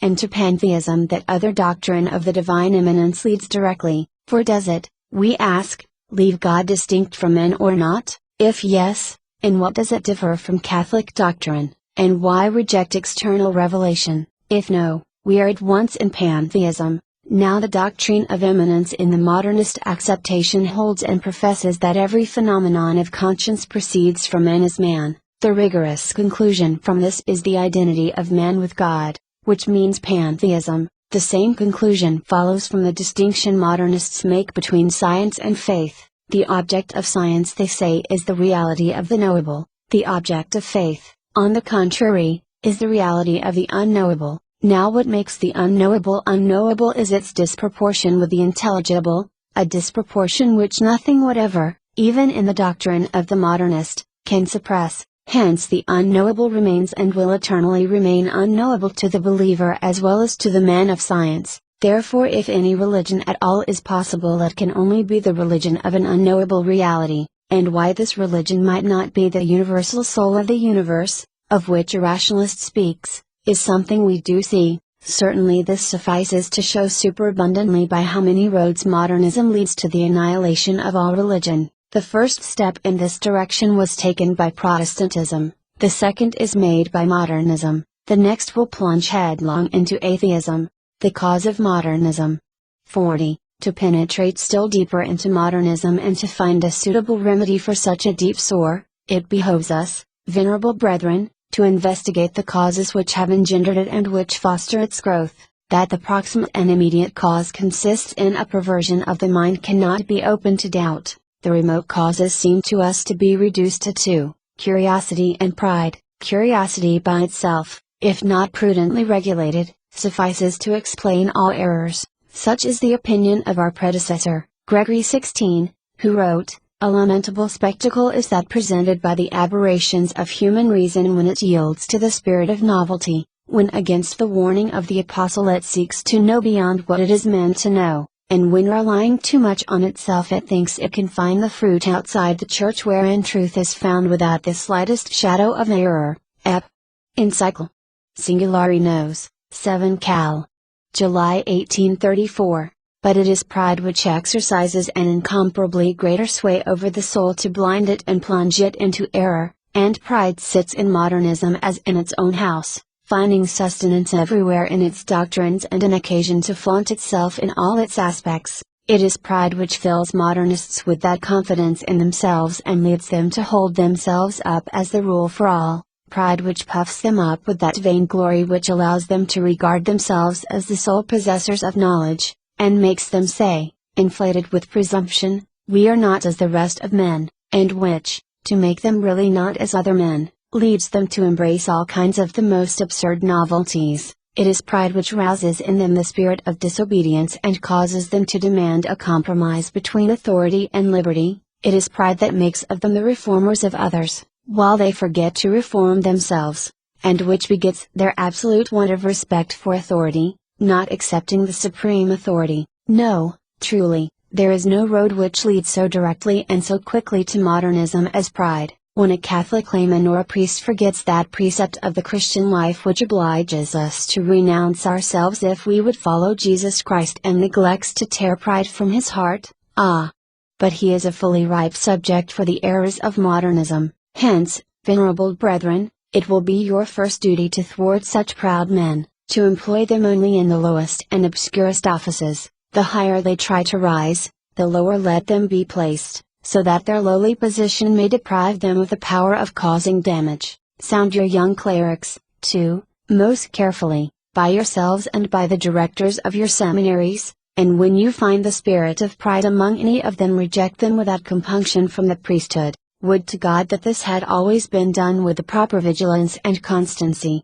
41. If we pass from the moral to the intellectual causes of modernism, the first which presents itself, and the chief one, is ignorance. Yes, these very modernists who pose as doctors of the Church, who puff out their cheeks when they speak of modern philosophy, and show such contempt for scholasticism, have embraced the one with all its false glamour because their ignorance of the other has left them without the means of being able to recognize confusion of thought, and to refute sophistry. Their whole system, with all its errors, has been born of the alliance between faith and false philosophy.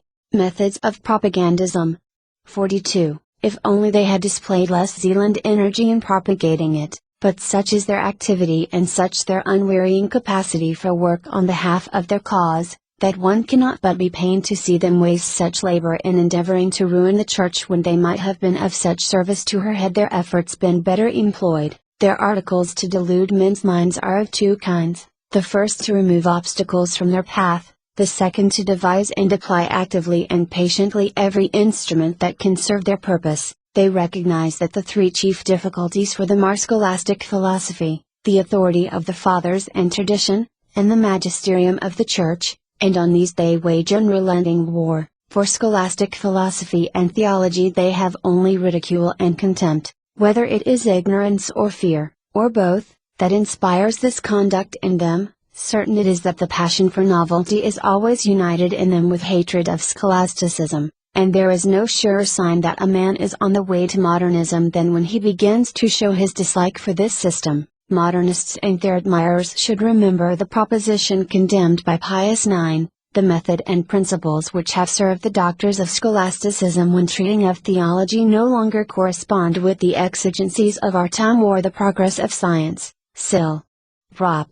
13. They exercise all their ingenuity in diminishing the force and falsifying the character of tradition, so as to rob it of all its weight. But for Catholics the Second Council of Nicaea will always have the force of law, where it condemns those who dare, after the impious fashion of heretics, to deride the ecclesiastical traditions, to invent novelties of some kind, or endeavor by malice or craft to overthrow any one of the legitimate traditions of the Catholic Church. And Catholics will hold for law, also, the profession of the Fourth Council of Constantinople. We therefore profess to conserve and guard the rules bequeathed to the Holy Catholic and Apostolic Church by the holy and most illustrious apostles, by the Orthodox councils, both general and local, and by every one of those divine interpreters the fathers and doctors of the Church. Wherefore the Roman pontiffs, Pius IV and Pius IX, ordered the insertion in the profession of faith of the following declaration: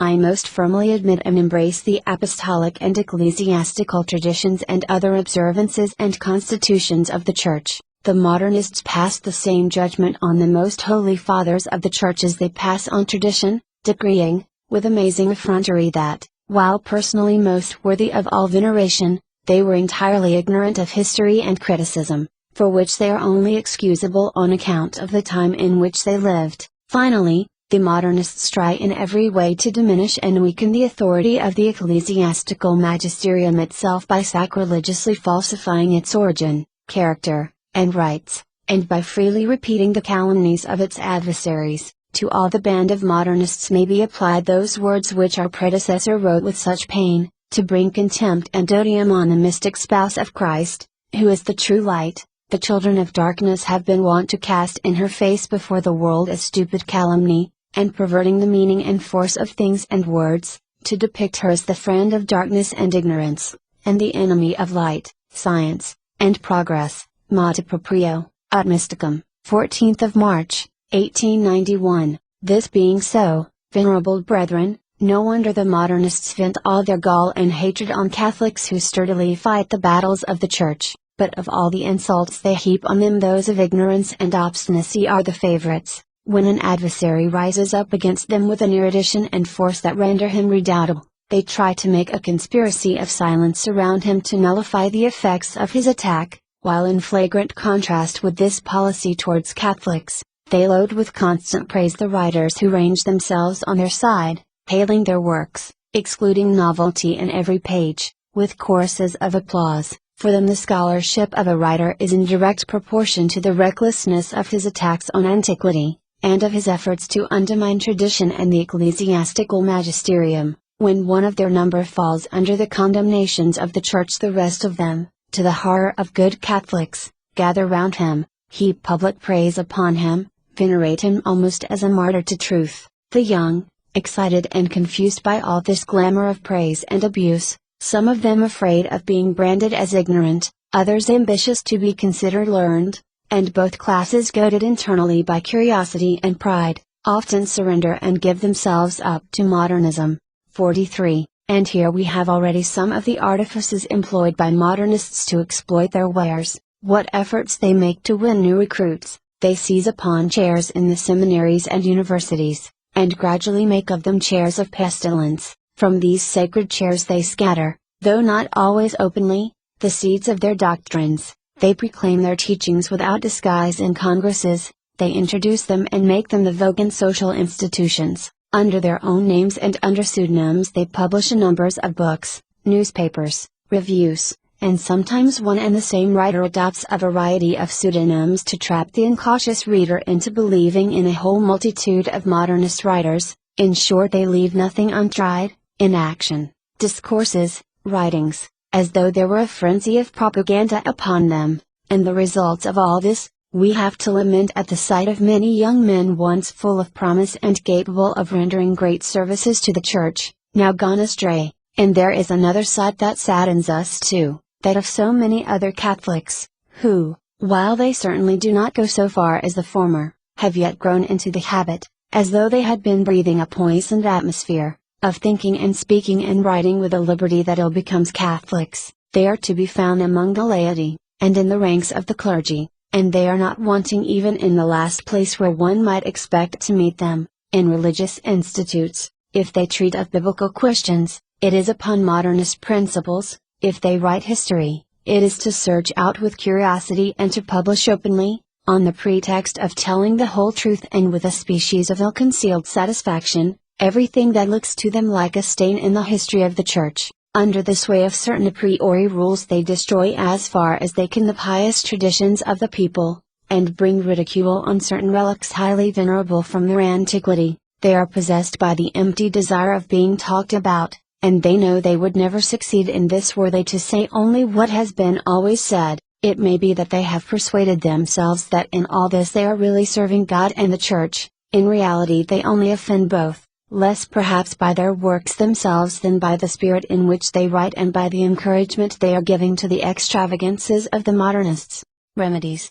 44. Against this host of grave errors, and its secret and open advance, our predecessor Leo XIII, of happy memory, worked strenuously especially as regards the Bible, both in his words and his acts. But, as we have seen, the modernists are not easily deterred by such weapons. With an affectation of submission and respect, they proceeded to twist the words of the pontiff to their own sense, and his acts they described as directed against others than themselves, and the evil has gone on increasing from day to day. We therefore, venerable brethren, have determined to adopt at once the most efficacious measures in our power, and we beg and conjure you to see to it that in this most grave matter nobody will ever be able to say that you have been in the slightest degree wanting in vigilance, zeal or firmness, and what we ask of you and expect of you, we ask and expect also of all other pastors of souls, of all educators and professors of clerics,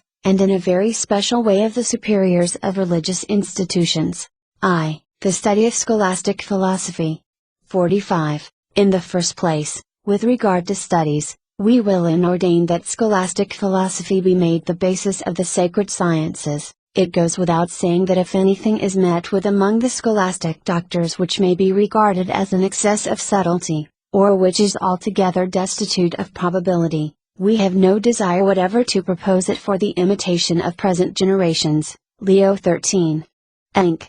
Eterni Patris, and let it be clearly understood above all things that the scholastic philosophy we prescribe is that which the angelic doctor has bequeathed to us, and we, therefore, declare that all the ordinances of our predecessor on this subject continue fully in force, and, as far as may be necessary, we do decree anew, and confirm, and ordain that they be by all strictly observed, In seminaries where they may have been neglected, let the bishops impose them and require their observance, and let this apply also to the superiors of religious institutions. Further, let professors remember that they cannot set St.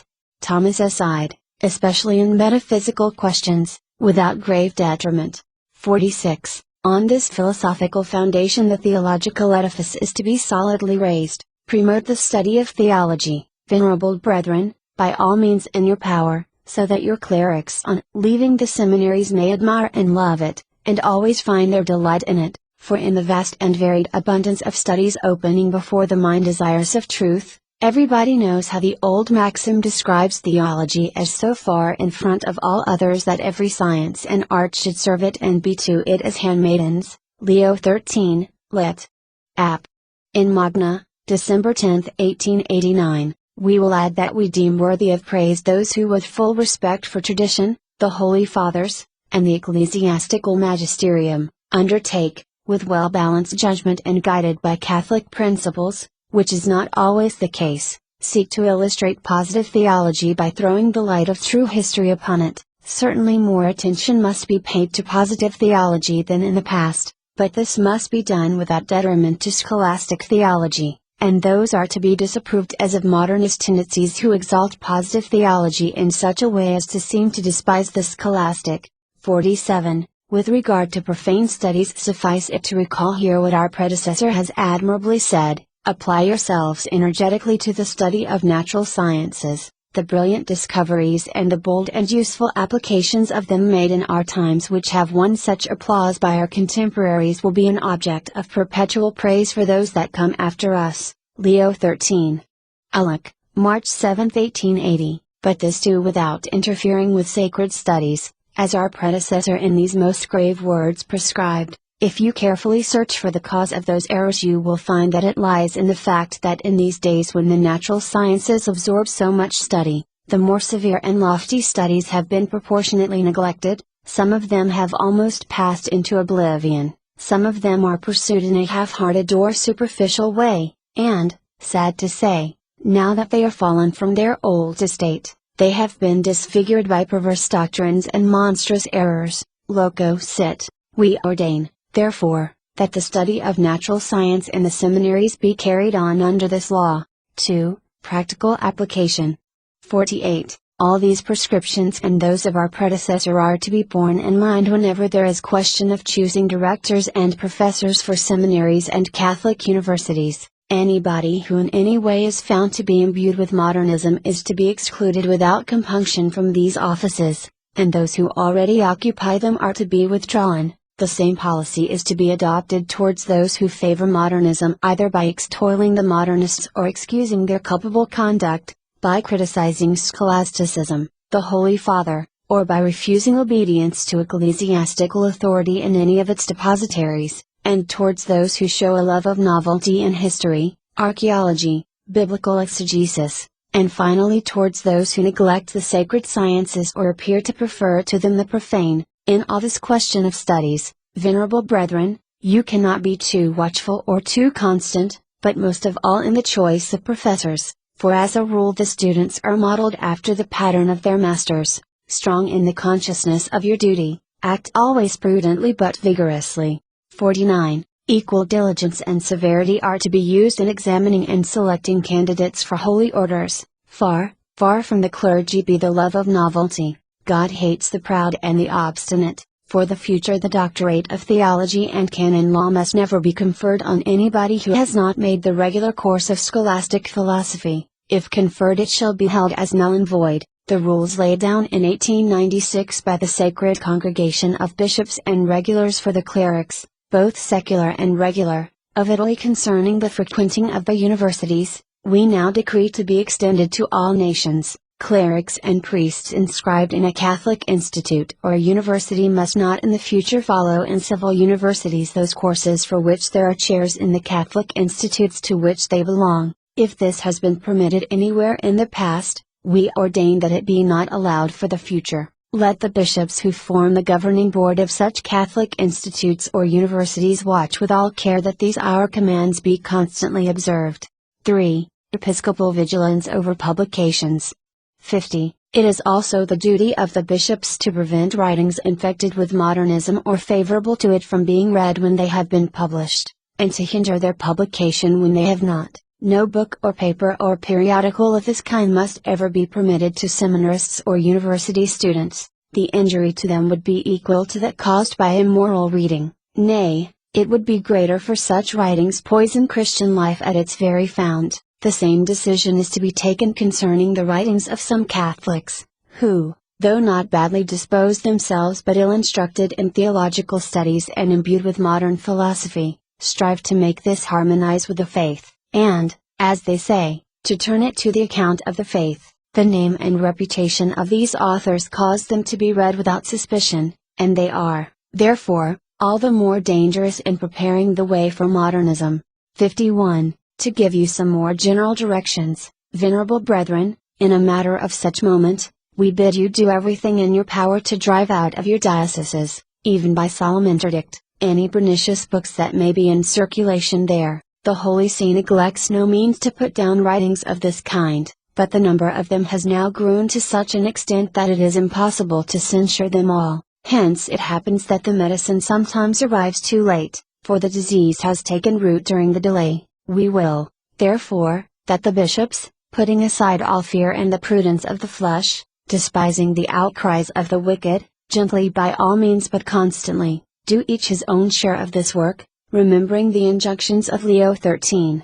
In the Apostolic Constitution Officiorum, let the ordinaries, acting in this also as delegates of the Apostolic See, exert themselves to prescribe and to put out of reach of the faithful injurious books or other writings printed or circulated in their dioceses. In this passage the bishops, it is true, receive a right, but they have also a duty imposed on them. Let no bishop think that he fulfills this duty by denouncing to us one or two books, while a great many others of the same kind are being published and circulated, nor are you to be deterred by the fact that a book has obtained the imprimatur elsewhere, both because this may be merely simulated, and because it may have been granted through carelessness or easiness or excessive confidence in the author, as may sometimes happen in religious orders. Besides, just as the same food does not agree equally with everybody, it may happen that a book harmless in one may, on account of the different circumstances, be hurtful in another. Should a bishop,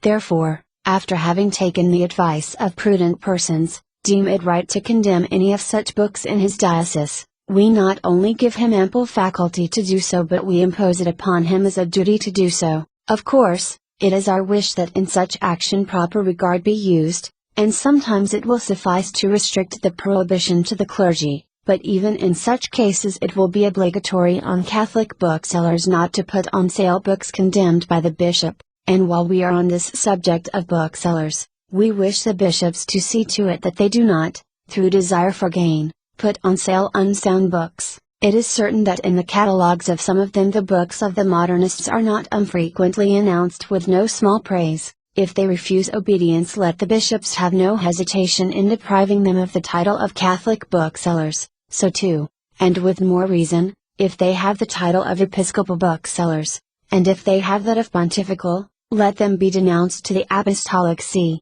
Finally, we remind all of the 26th article of the above-mentioned Constitution Officiorum, all those who have obtained an apostolic faculty to read and keep forbidden books, are not thereby authorized to read books and periodicals forbidden by the local ordinaries, unless the apostolic faculty expressly concedes permission to read and keep books condemned by anybody.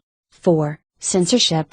52. But it is not enough to hinder the reading and the sale of bad books, it is also necessary to prevent them from being printed. Hence let the bishops use the utmost severity in granting permission to print, under the rules of the Constitution Officiorum. Many publications require the authorization of the ordinary, and in some dioceses it has been made the custom to have a suitable number of official censors for the examination of writings. We have the highest praise for this institution, and we not only exhort, but we order that it be extended to all dioceses, in all episcopal curias. Therefore, let censors be appointed for the revision of works intended for publication, and let the censors be chosen from both ranks of the clergy, secular and regular, men of age, knowledge and prudence who will know how to follow the golden mean in their judgments. It shall be their office to examine everything which requires permission for publication according to Articles XLI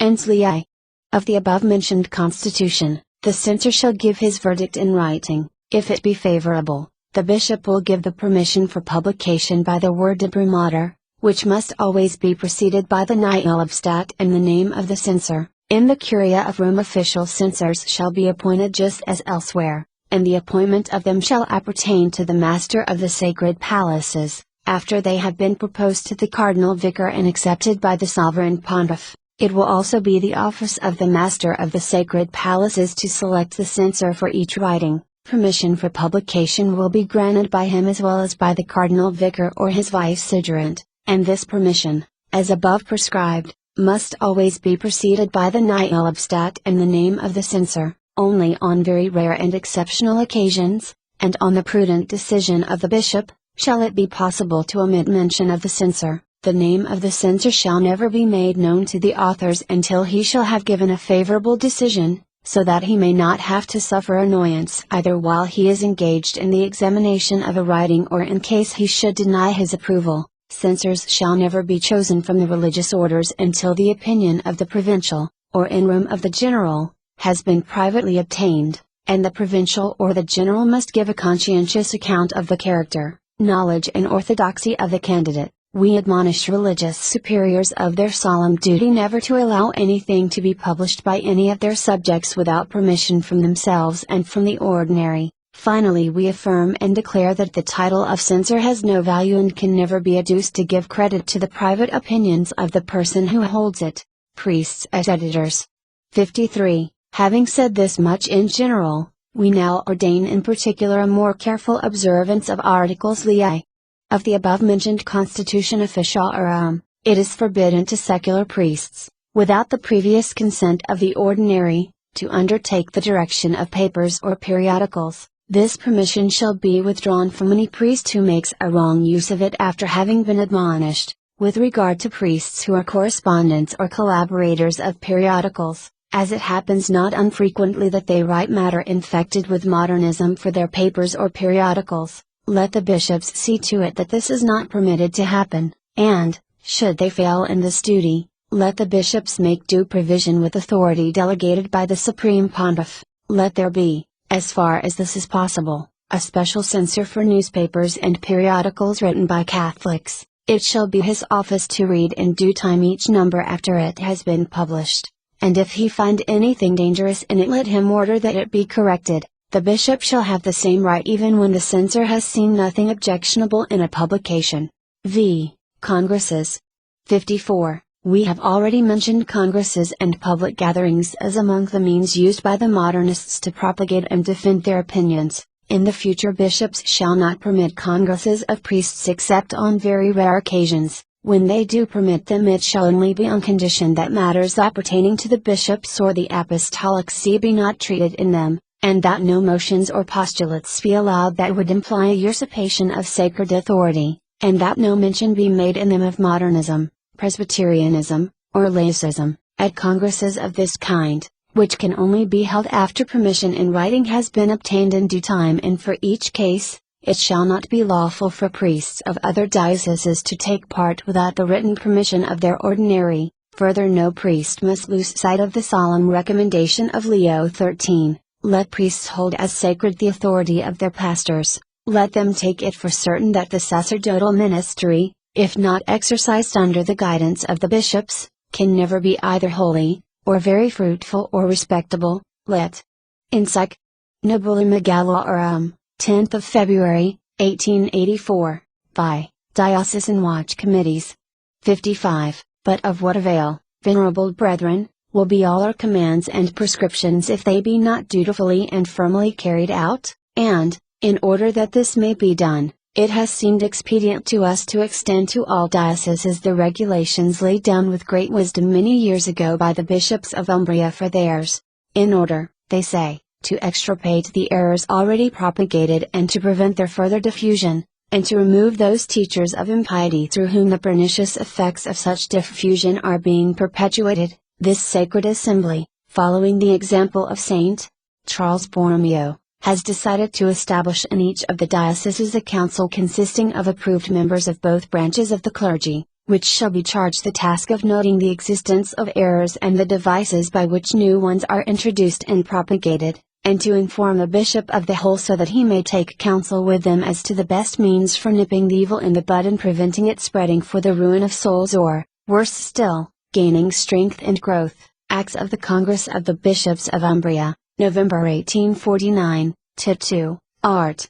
6. We decree, therefore, that in every diocese a council of this kind, which we are pleased to name the Council of Vigilance, be instituted without delay. The priests called to form part in it shall be chosen somewhat after the manner above prescribed for the censors, and they shall meet every 2 months on an appointed day under the presidency of the bishop. They shall be bound to secrecy as to their deliberations and decisions, and their function shall be as follows. They shall watch most carefully for every trace and sign of modernism both in publications and in teaching, and, to preserve from it the clergy and the young, they shall take all prudent, prompt and efficacious measures. Let them combat novelties of words remembering the admonitions of Leo XIII, instruct. SCNN. E. 27th of January, 1902. It is impossible to approve in Catholic publications of a style inspired by unsound novelty which seems to deride the piety of the faithful and dwells on the introduction of a new order of Christian life, on new directions of the Church, on new aspirations of the modern soul, on a new vocation of the clergy, on a new Christian civilization. Language of this kind is not to be tolerated either in books or from chairs of learning. The councils must not neglect the books treating of the pious traditions of different places or of sacred relics. Let them not permit such questions to be discussed in periodicals destined to stimulate piety, neither with expressions savoring of mockery or contempt, nor by dogmatic pronouncements, especially when, as is often the case, what is stated as a certainty either does not pass the limits of probability or is merely based on prejudiced opinion, concerning sacred relics. Let this be the rule: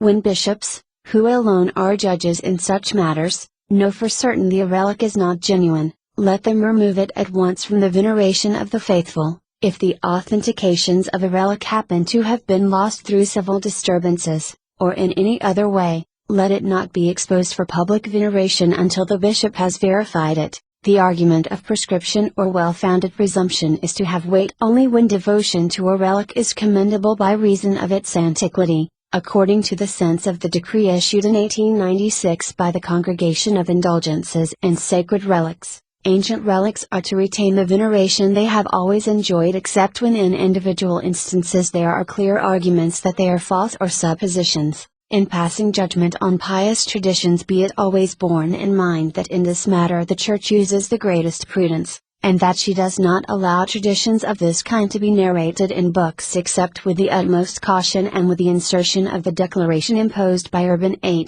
and even then she does not guarantee the truth of the fact narrated, she simply does but forbid belief in things for which human arguments are not wanting. On this matter the Sacred Congregation of Rites, 30 years ago, decreed as follows: these apparitions and revelations have neither been approved nor condemned by the Holy See, which has simply allowed that they be believed on purely human faith, on the tradition which they relate, corroborated by testimonies and documents worthy of credence. Decree, May 2, 1877. Anybody who follows this rule has no cause for fear, for the devotion based on any apparition, in as far as it regards the fact itself, that is to say in as far as it is relative, always implies the hypothesis of the truth of the fact, while in as far as it is absolute, it must always be based on the truth, seeing that its object is the persons of the saints who are honored. The same is true of relics. Finally, we entrust to the councils of vigilance the duty of overlooking assiduously and diligently social institutions as well as writings on social questions so that they may harbor no trace of modernism, but obey the prescriptions of the Roman pontiffs. 7. Triennial returns. 56. Lest what we have laid down thus far should fall into oblivion, we will ordain that the bishops of all dioceses, a year after the publication of these letters and every 3 years thenceforward, furnish the Holy See with a diligent and sworn report on all the prescriptions contained in them, and on the doctrines that find currency among the clergy, and especially in the seminaries and other Catholic institutions, and we impose the like obligation on the generals of religious orders with regard to those under them. 57. This, venerable brethren, is what we have thought it our duty to write to you for the salvation of all who believe. The adversaries of the Church will doubtless abuse what we have said to refurbish the old calumny by which we are traduced as the enemy of science and of the progress of humanity, in order to oppose a new answer to such accusations, which the history of the Christian religion refutes by never failing arguments. It is our intention to establish and develop by every means in our power a special institute in which, through the cooperation of those Catholics who are most eminent for their learning, the progress of science and other realms of knowledge may be promoted under the guidance and teaching of Catholic truth. God grant that we may happily realize our design with the ready assistance of all those who bear a sincere love for the Church of Christ, but of this we will speak on another occasion.